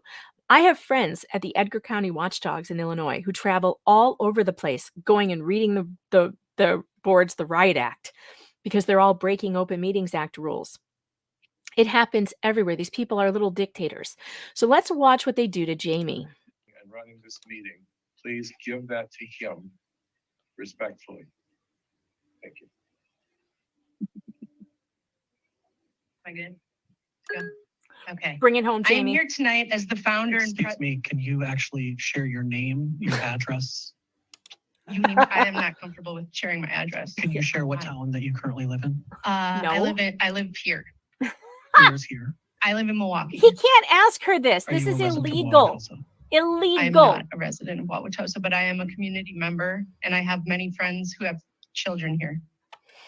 So I just want to be. I'm speaking. No. To understand that you are Here we go. not a resident of Wauwatosa. This is what he's trying to do. She I can am sue not in him the for district, not but I letting have him. many friends who letting do her that are concerned, and I'm speaking on behalf of them as well. Understood. Intimidation. okay? Sure. Okay, I appreciate that. Yep. My name is Jamie Michelle. I'm here tonight as the founder and president of Gays Against Groomers, a coalition of hundreds of thousands of gay people and allies who oppose the sexualization, indoctrination, sterilization, and mutilation of children being done in our name. And I'd like to help clear a few things up for people tonight. Drag queen shows and story hours are not kid-friendly. They are child abuse. Indoctrinating students with radical gender ideology is not inclusive, as some say. It is child abuse. Encouraging young children to explore their genitalia and their gender identity is not progressive. It is child abuse. Medically transitioning children and turning them into sterilized, mutilated, lifelong big pharma patients with an endless list of complications is not care. It is child abuse. Mm-hmm. All of you here do not represent the LGBT community. We do. You do not speak for the LGBT community. We do. You know what you're doing is wrong and depraved, but you continue to do it anyways, with the material being shown and provided to children in your district. The day of reckoning is on its way, and when it arrives, and it will arrive soon, you should be ready to defend why you allowed and ushered in this mass-scale child abuse, the likes of which have never been seen in this country before. You who allow this are abusers and enablers. You are the enemy of parents and their children. And if you are okay with You have 30 seconds. if you are okay with the material being taught in your schools to your students, you should never be allowed within 500 yards of a child ever again. Please remember our name, Gays Against Groomers. You're going to be seeing a lot more of us, and our work is just getting started. Shame on you. Thank you. Yep. Good Let's job, go. Jamie. Good job. I love it. Isn't Amoral says, isn't that crap already illegal? No. It should be. It's not. Sorry, Jenny. Thing is, like, this shit's so wild. Like, I mean, nobody's thought to make laws about this stuff because it would never come up. Yeah, isn't that nuts? John Delarose joined me last night, and that was fun. And I thought that last night went really well. And actually, I'm glad I stuck around for that whole 2 hours and 38 minutes because I got to tell the board what I thought of them. And I played that for you guys already. And that was a lot of fun. And, you know, frankly, I wish that they had listened to me because they are setting themselves up for a lawsuit that I don't think the school district wants to fund. If they keep doing this to people, someone somewhere is going to sue them for doing it. It might be me. I don't know. We'll see. I'm going to talk to some lawyers, see what they think. But I don't think that they should be able to just willy-nilly cut you off because they don't like the content of your speech. Now, let's actually look at what the Sixth Circuit said about that. I had that pulled up here. I am writing an article for PJ Media right now, and I just quoted it. So let me actually run over to my article draft. So when they cut me off and claimed that my comments, they could cut me off because my comments did not align with the dignity of the body, the august board. We're so dignified that we cannot listen to you. We can't listen to someone scold us. Oh, but they could listen when people came up and used their names to give them compliments. They didn't stop anyone from doing that. But the second I used their name to say, you should be ashamed of yourself, whatever your name is, Jenny Hogue, who is an absolute nightmare and should never be on a board because she doesn't understand the rights of the people. Here's what the Sixth Circuit said about that. The court ruled in Eisen v. Madison Local School District Board of Education that an Ohio school board's policy prohibiting personally directed, abusive, and antagonistic comments violated free speech rights under the First Amendment. The government can't prohibit speech purely because it disparages or offends, the court said. Doing so would be discriminating against speech on the basis of the viewpoint of the speech. Yeah, and that's exactly what they did to me last night. I could win that lawsuit very easily. It's a good one. So, I think I'm going to look around for a few lawyers who might be interested to do it because they need to learn this lesson. I wish that they had just learned it last night and not cut me off and listen to what I was saying to them because I was trying to give them good advice. I was trying to tell them these things that you're doing right now, they're illegal. They can get you sued. They have gotten other boards sued. And in fact, I know one intimately who was sued for this. They ended up having to pay a $55,000 judgment. It's a really good story. You should read it. I wonder, and these people did the exact same thing, by the way, the exact same thing. They shut us down claiming that they could do it because they didn't like our speech, because they didn't like the tone of our voices or the content of what we were saying. Sometime I'm going to read to you guys from here. I wonder if I could get number 20, maybe chapter 26. Let's see. Because I don't remember the exact circumstance when it first happened. But yeah, this is it. I found it. I'm going to read to you a chapter from my book. Shall I? Chapter 26, Silenced. We are not talking about computers today. That was Nancy Went Healy, who, by the way, was the sister of George Wendt. Do you remember George Wendt from Cheers? Well, his sister was on this board. For real, she looked just like him. It was a cold and snowy day in Chicago. Sorry, no. It was a cold and snowy Chicago night, makes a difference, in a brand new year. Kevin and I bundled up and headed over to the OPPL, that stands for Orland Park Public Library, for the monthly board meeting. I was armed with a new police report that detailed even more sexually inappropriate incidents I had not previously found in the first FOIA dump. It was in direct contradiction to all the lies that Bridget Bittman had been spreading in the media about no sex crimes happening in that building.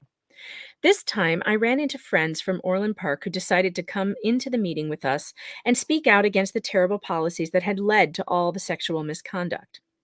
And if you missed it yesterday, the sexual misconduct that I found through FOIA reports included a sex offender trapping a 17-year-old in a study room while he was wanking it in front of the glass window of the study room, and she was trapped in there. And she had to call the police from her phone because nobody did anything.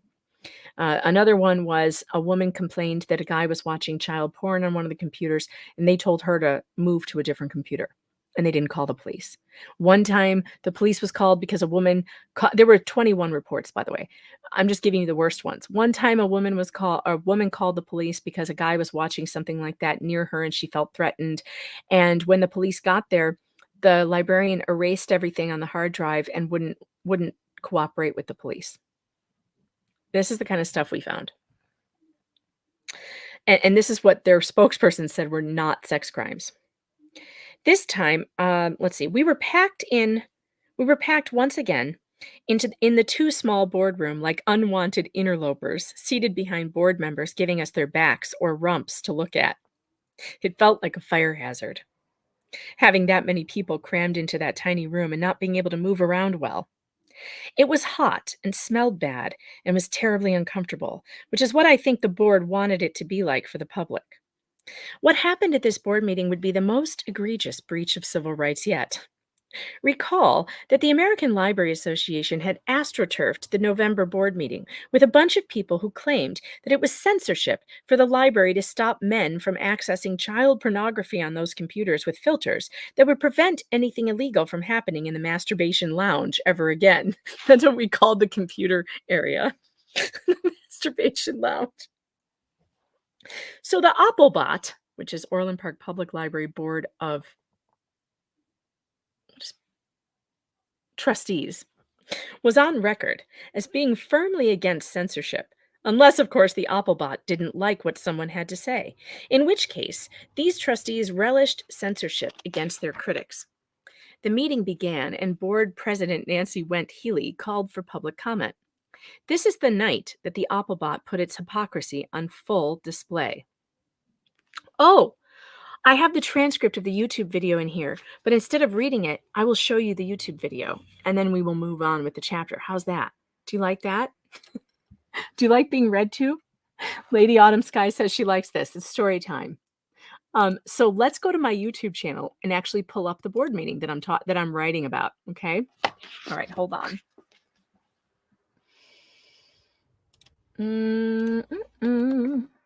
YouTube.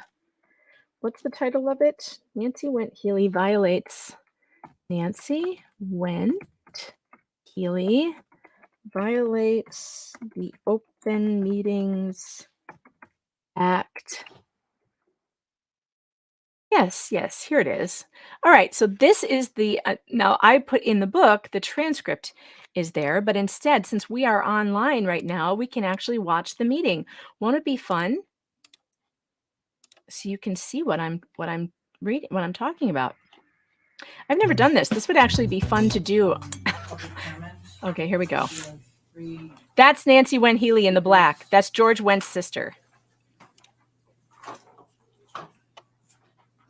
Kevin. Great. Thank you, President Healy. This is my friend Kevin. First of all, I just want to state that it's a little uncomfortable and a little concerning that today is Martin Luther King Day and no one has acknowledged that in any way, or it would have been nice to get some kind of acknowledgement. It's an important American holiday to celebrate Dr. King, but nobody in this room has done that. So He's just right. keep that in mind. If a board meeting falls on another holiday like this in the future, it would be nice to get some kind of acknowledgement of that. I think I'll go I down wanted there. to bring your attention to something that I find very concerning, and it's in regards to you now charging non-residents a fee to access your internet on the second floor in that adult area. And excuse me, we're not talking about computers today. If you have any new comments. this is actually a new comment because If it's about computers. it's not about computers, President Healy. Fees, you just said Not- it's. It's fees. not about fees. No, I was getting to my point. You actually cut me off right when I was about to get to my point, Okay. which is a bearing here. But in terms of businesses in Orland Park, I'm wondering, is this library, I have not been able to look at your charter yet, but is this library allowed to function as a business, or is it functioning as some kind of a nonprofit entity?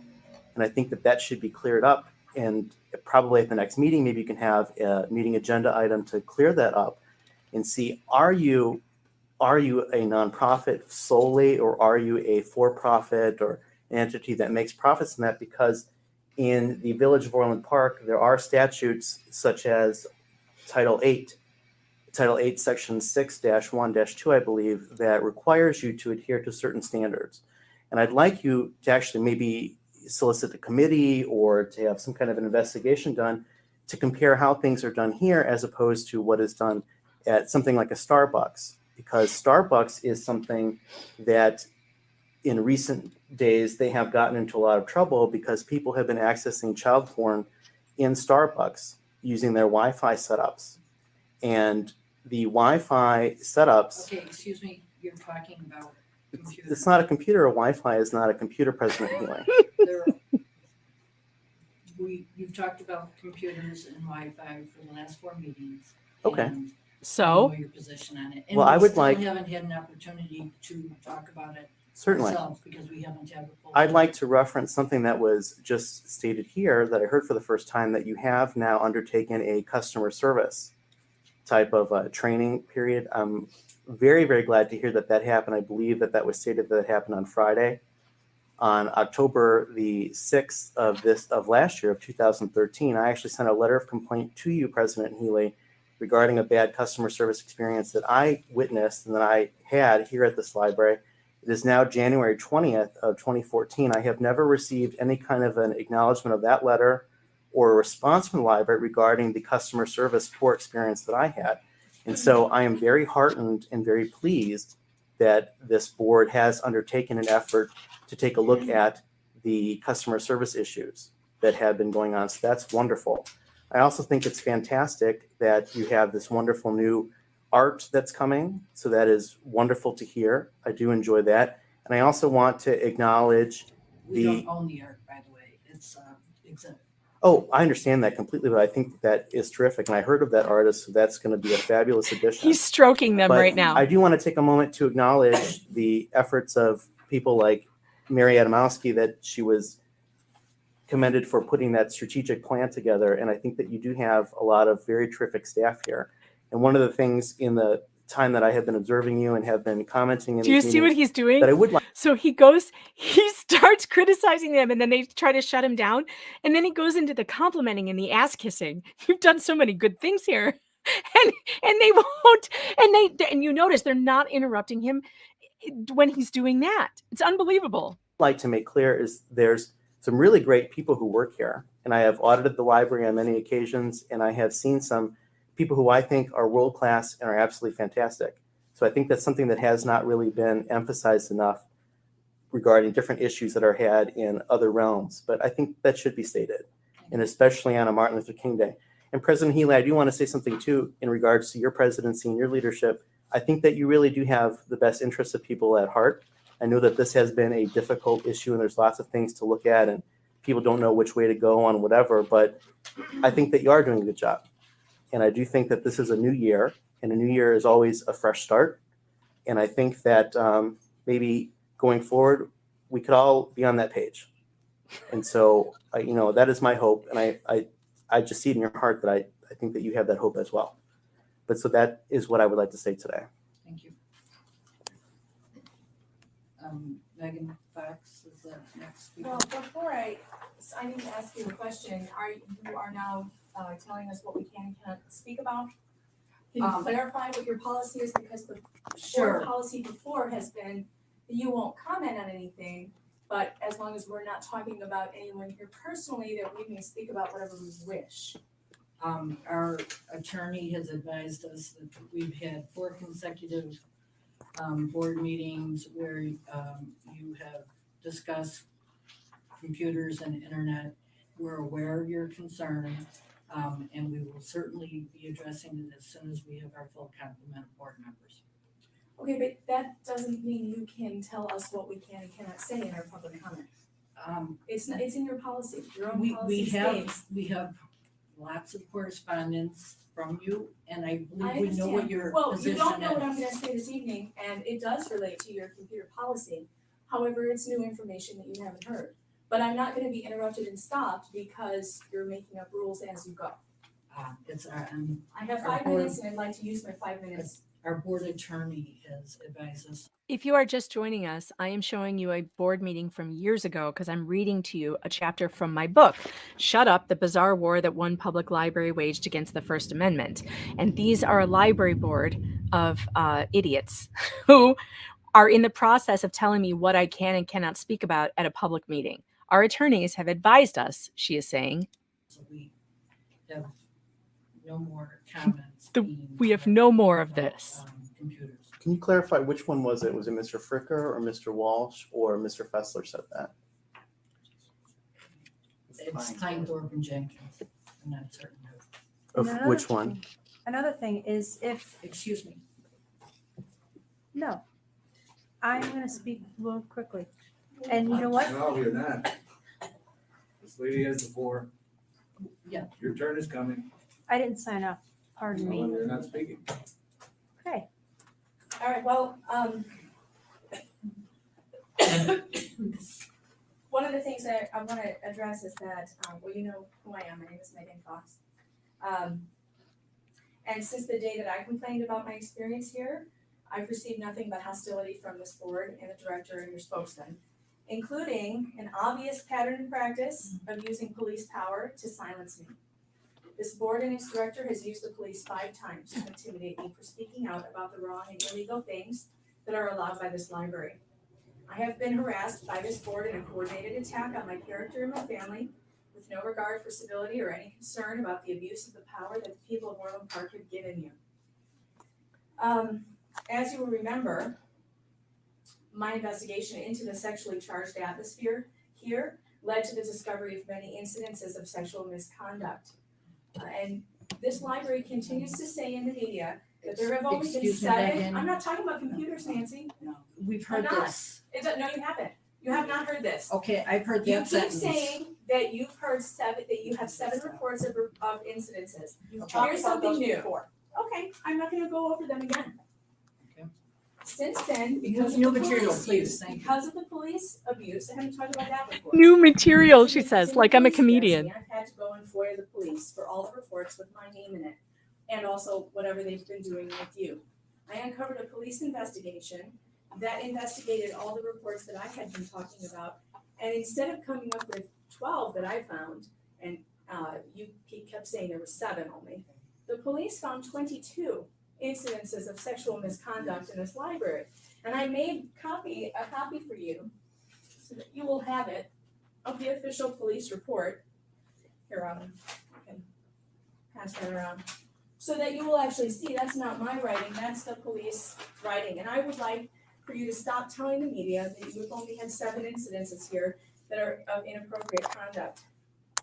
And you continue to tell the public that this library is a safe place for children, when 22 times in the last 12 years there has been misconduct in this building near or in front of children. You need to do something about it. Megan, I'm glad please.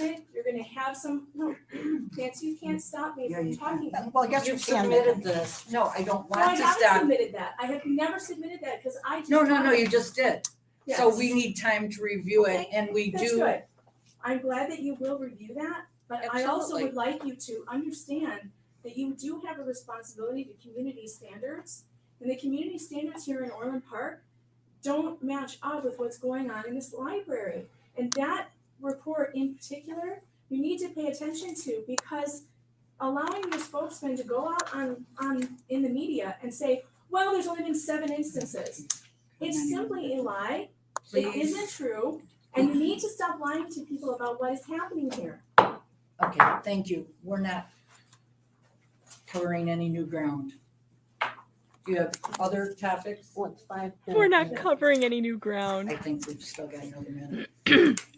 Okay, so now we have Joe Aragoni. Yeah, hi. Okay. I'm Joe Aragoni. Hold on. I'm going to stop. Come to this library. Okay. Hold on. All right. So this is where I'm at in the book here. Let me get back to the end of the transcript. By this time, Kevin and I had researched, I can't see with my glasses on. Kevin and I had researched the Open Meetings Act thoroughly so that we knew when our rights were being violated. The myriad of ways the Applebot broke the law and also violated the First Amendment rights of the public that night were staggering. Remember that these are the people who claimed over and over again that it would be censorship to permanently shut down their masturbation lounge. But they enthusiastically censored us at that January 2014 meeting and broke the law in all of these different ways. 1, requiring the public to sign in with their full addresses and names. The Attorney General has ruled that this is a form of intimidation. A sign-in sheet is not required to speak. The public body must simply offer a time during the meeting for public comments. They may set a time limit, and that is it. No other restrictions may be made. 2, controlling the content of speech. The OMA, the Open Meetings Act, has nothing in it at all that allows a public body to dictate to the public what they may or may not say. This is also a violation of the First Amendment of the United States Constitution. It is the very definition of a government body censoring and silencing the public as if they were monarchs on a throne. It is highly illegal. Number 3, interrupting public comment time is expressly forbidden by law. The parliamentary rules of order don't allow the board to take back time that they ceded to the public. That's what happened to me last night at the Wisconsin meeting. Once they have given the floor to a member of the public, that member has the allotted time to speak without interruption.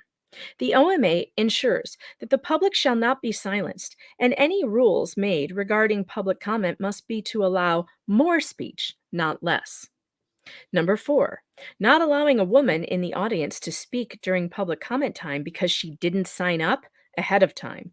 There is no requirement to sign up to speak in the OMA. If a person wants to speak and it is public comment time, the public body must allow that person to speak 100% of the time. There is no codicil in the OMA that says you may remove the right of an American citizen to speak because she did not sign up at the clipboard before the meeting started. Number 5, demanding new material. Nowhere in the OMA is there any restriction on the public that they must come up with brand new things to say, like they are stand-up comedians or court jesters performing for the entertainment of the board. The public has a right to petition any government board as many times as they wish, especially when the board in question is breaking the law and refusing to stop. Should the civil rights movement have only brought their message of equality once and then retreated to await the government doing the right thing in its own time? Number 6, Healy lied and said her attorneys told her she was allowed to censor us and claim that they did not have to listen to the public anymore. Conveniently, this was the only meeting that Kleinthorpe Jenkins representatives were not present. Healy's claim was ponderous and suspicious, especially because she refused to name the attorney who supposedly gave her this illegal advice. This development led Kevin to start digging into what other offensive things Kleinthorpe Jenkins was up to. I'm going to read you the next chapter because we get an answer about the censorship that is great. And after that, then I'm probably going to go because I've got to go write my article. Chapter 27, and Kevin and I go back and forth. I wrote that last chapter and he wrote this one. Chapter 27, Legal Eagles. Nobody wants to read about the honest lawyer down the street who does real estate loans and wills. If you want to sell books, you have to write about the interesting lawyers, the guys who steal all the money and take off. That's the fun stuff. John Grisham. Kevin says, I was suspicious. Kleinthorpe Jenkins had dispatched one of its legal eagles to every Applebot meeting we had ever attended, except the one where Nancy Went Healy censored us. When Healy took away our First Amendment right of petition, she claimed that the attorneys at Kleinthorpe Jenkins had told her to censor us like that. I asked her which attorney, specifically, had instructed her to forbid us from talking about computers, the internet, sex crimes in the library, etc., and Healy stumbled. She looked over to Mary Weimer for direction, was whispered something, and then just blurted out, just Kleinthorpe Jenkins.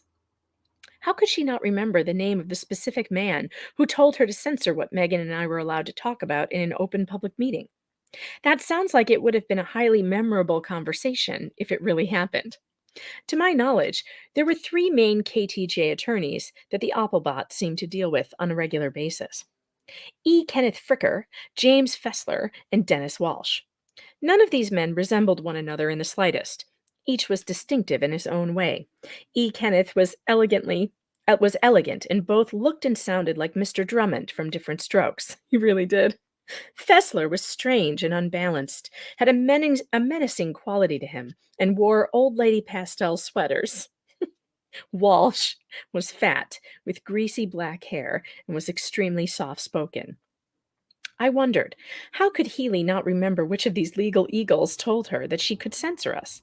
Did they wear masks and cloaks and only meet with her in dark rooms and disguise their voices when telling her to break the law? Was that it? Conveniently, no KTJ attorneys were present while Healy was violating our First Amendment rights and censoring us in their name at the Applebot meeting. Imagine that. What a coincidence. It's almost like it was all planned ahead of time for none of them to be there that particular night when this new Medusa stunt was pulled. I suspected that no KTJ attorneys were present because they did not want to be caught on video stating that the Applebot could censor us.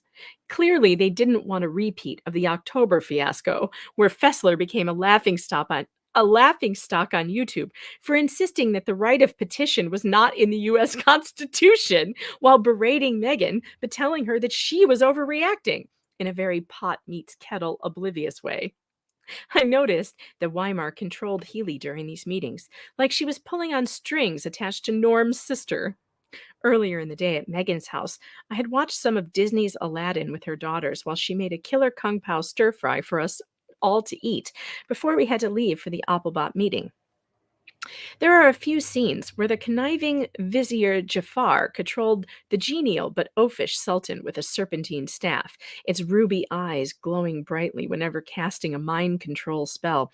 I remember the upside-down ruby slippers pin that Weimer liked to wear from time to time as I watched her whisper instructions to Healy during the meeting, just like Jafar did to the Sultan.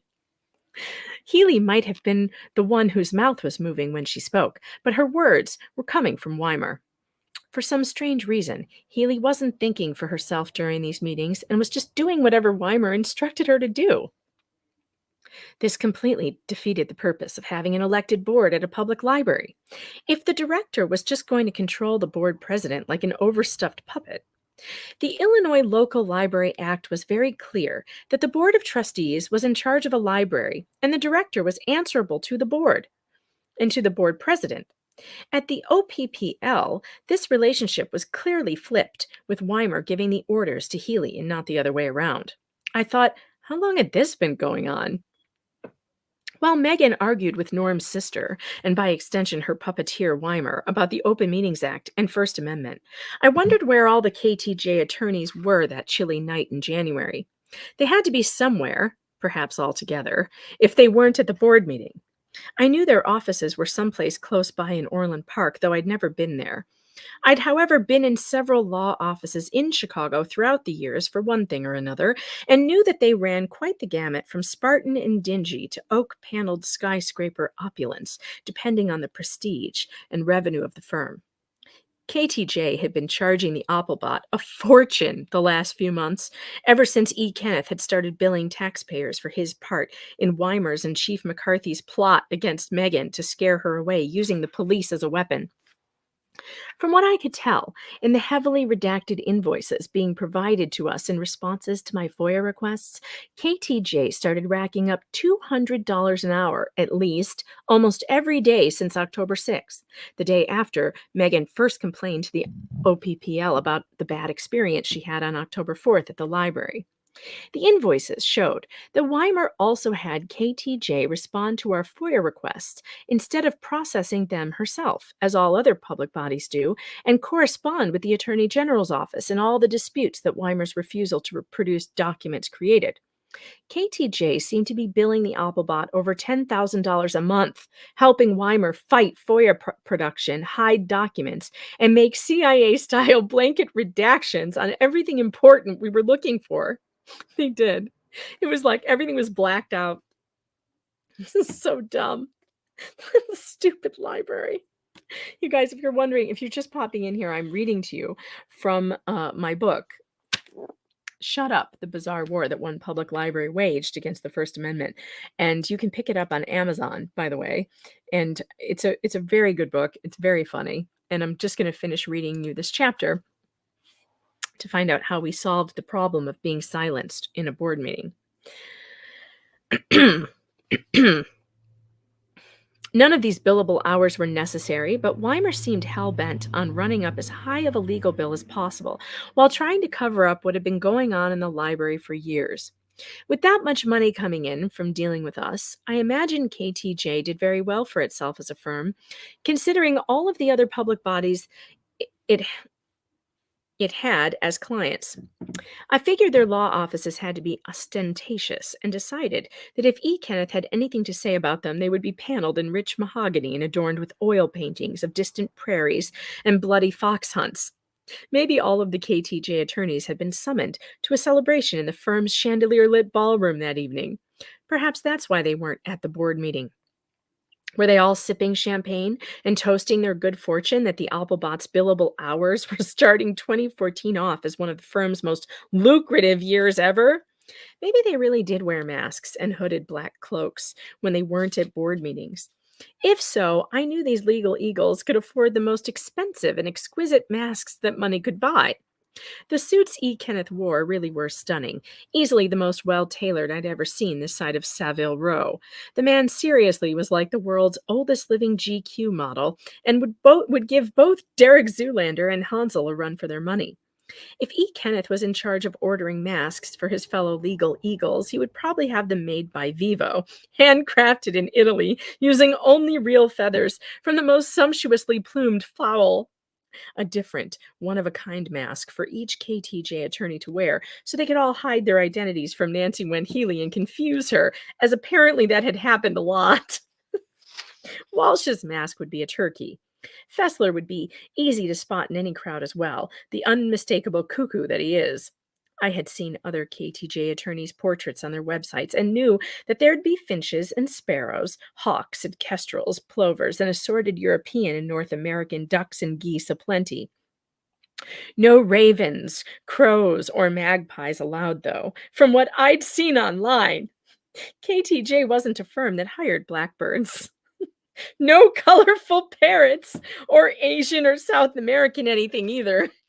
Plenty of snowy owls, white pelicans, whooping cranes, ivory gulls, and pallid ibises, though. I had long wondered what the E in E. Kenneth stood for, but I knew it wasn't Eagle, which would be a strange first name for a man, despite what Tiger Woods or Wolf Blitzer might think. E. Kenneth was indeed a legal eagle who had apparently gone to lawyer school, but his spirit animal had much more flair. I could picture him in the back of the darkened room, the only attorney in a colorful cape, one drop of brilliant blue in a black velvet sea. The best-dressed man in any room he ever entered wore a regal peacock's mask, and he no doubt looked spectacular in it. I imagined a spotlight searching hungrily for him and then catching E. Kenneth just as he began his slow strut to the center of the Star of Ishtar, inlaid in the ballroom's parquet floor. Maybe tonight was the night he'd spill his secret to the other legal eagles, or just allow them to guess his real name if they could, Rumpelstiltskin-like. I wondered, what did the E stand for? Elegant, the turkey gobbled. But no, that was too obvious. Elegant Kenneth Fricker, while certainly accurate, seemed unlikely to appear on this man's birth certificate from almost 80 years ago. Exciting! A long-necked swan swooned, tossing a bouquet of forget-me-nots at his feet as E. Kenneth continued his strut through the crowd, now doing the Pee Wee Herman tequila dance as he progressed to the center. Erudite, clucked an ancient Moa who had worked at KTJ since the dawn of time and was old enough to remember a bygone era when Kleinthorpe Jenkins was still a respectable firm and not the laughingstock Wolfram and Hart clone it had become in recent years. Engaging, engrossing, enriching, effervescent, respectively clamored the penguin, ostrich, rooster, and cassowary in the ranks of the eager junior associates. Ice cream, shouted the idiot cuckoo bird, wrong again, as usual. At last, I pictured E. Kenneth standing at the heart of the Star of Ishtar, directly beneath an orgy of golden cupids and a shower of rainbow sparkling crystals in the centerpiece chandelier. He turned left, then right, then calmed the other legal eagles, begging for their silence. We love you, E. Kenneth, an overenthused chickadee declared with all his breath before fainting into the arms of a plump hen and an awestruck albatross. Gripping the sides of his finely embroidered hood, the peacock flung his cape off and up into the air while singing Eleganza to immediate rapturous fanfare and deafening applause. In reality, E. Kenneth's actual first name is Eugene. That's what I had guessed it was the first time I heard that the Applebot's general counsel went around town calling himself E. Kenneth. I knew he was embarrassed of his first name for some reason and thought that E. Kenneth was the stupidest thing I'd ever heard. So I asked around in the legal community to find out what his real name was, and of course it was Eugene. My second guess would have been Egbert. Oh, how I wish it was Egbert, or even Engelbert, but it was definitely Eugene. At some point, it seems he got tired of being mocked as a kid for being named Eugene and decided E. Kenneth looked and sounded better. Maybe it did for a while, but then email and eBay and eSurance and all that came along, so I guess the peacock really can't win. Every time that Megan and I went up against any of the attorneys from Kleinthorpe Jenkins, she and I wiped the ballroom floor with them. We beat them every time on FOIA and OMA matters, though it was long and drawn out, time-consuming affair for which Megan and I earned nothing but KTJ pocketed a fortune in billable hours that clocked into the hundreds of thousands of dollars in time. We prevailed whenever Fessler made false police reports against us, and in all the times it seemed like KTJ had encouraged Applebot members or staff to make their own false police reports as part of their build a record strategy to scare us away. We didn't just beat KTJ when they represented the library either, but since the village used them as their attorneys too, we also defeated Kleinthorpe Jenkins whenever Joe Lamargo violated the Freedom of Information Act and played games with reports or recordings that the police didn't want us to have as well. Over and over again, Megan and I FOIA'd their clients, and one legal eagle or another from KTJ made a ridiculous claim that either the village or the library didn't have to produce that document to us. And every single time, we either beat them with the Attorney General's office or we prevailed against them in Chancery Court and won a settlement. They had to be the worst lawyers in the whole damn state. And now that we had caught Norm's sister on video, violating the Open Meetings Act by censoring us at the January board meeting, I was confident we'd beat the peacock, the turkey, the cuckoo, or whatever other foul attorneys the library flocked against us. We hadn't known enough about the OMA to file a complaint with the Attorney General about everything illegal that Fessler had done to us at the October Applebot meeting. Illinois law only allows 60 days after an incident to be able to bring in the public access counselor for an OMA violation. So Fessler and the Applebot mostly got away with all of the OMA law breaking on October 21st, unless you count the humiliation they received when the video of Fessler's bad behavior that night went viral. What Nancy Went Healy did to us on January 20th, that she claimed the mysterious and impossible to identify legal eagles at KTJ had told her to do, was a bird of a different feather, however. I dashed off our request for review to the PAC, and then waited and waited and waited for the Attorney General to get back to us with an official determination of the Applebots' wrongdoing. Meanwhile, the library and its incompetent attorneys together plotted an even more disastrous law-breaking for February. All right, suffice it to say, when the Attorney General report came back, they ruled in our favor and declared that they could not censor us the way that they did.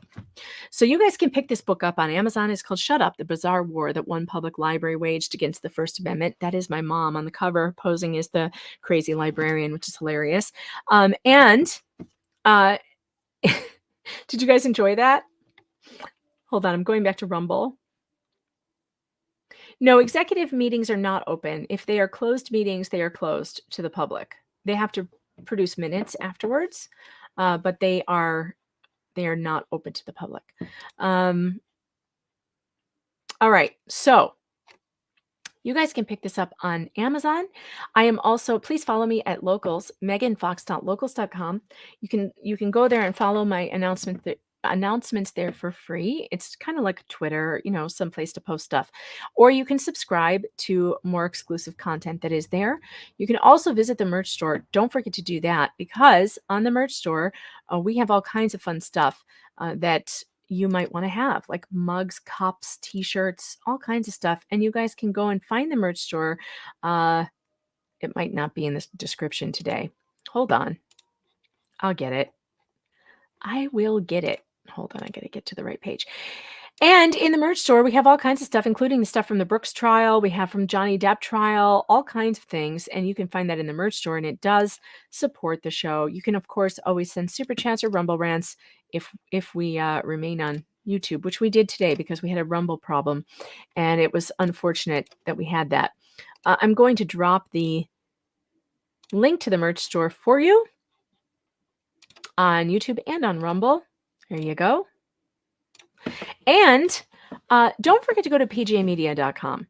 When you go to pjmedia.com, you will find all of my articles, one of which will be publishing soon, about last night's board meeting in Wauwatosa. Easy for you to say. And you can go to PJ Media, and if you go up here to columnists right here, and you go to my name, Megan Fox, you will find my articles. And if you click on them, it costs you nothing, maybe a little carpal tunnel, but you go clickety click, and it helps me, because that's how we get paid over there, is how many people are looking at our stuff. So hold on a second. There you go. I'm pasting it in there so you guys can remember that. All right. So don't forget to look for my columns every day. Put a bookmark right there. We're on that link that I sent you guys. And I am going to get out of here. I might appear with Fair and Balanced tonight. She is doing something. I forget what it is. She's covering something. A debate, maybe? Yeah, I think it's the debate. The one with Dr. Oz, who I really don't care about. So I'm really not sure if I'm going to be there or not, because I have a lot to catch up on for work. So I'm going to go do that now. Thanks for tuning in. I know it's been a short one today, but I'm all done. And I would love to see you sign up on pjmedia.com on our VIP subscription service. If you want to get my podcast that airs every week, you can do that there. And pjmedia.com is a place for real journalism. We tell you the stories that the news isn't going to tell you. And you know what? Isn't it worth it? $50 a year? It's not bad. I'm Megan Fox, and it's been a pleasure being here with you today. Hopefully, I'll be back tomorrow. Maybe not. I'm not sure. Keep an eye on meganfox.locals.com, and that's where you'll figure it out. All right, guys. See ya.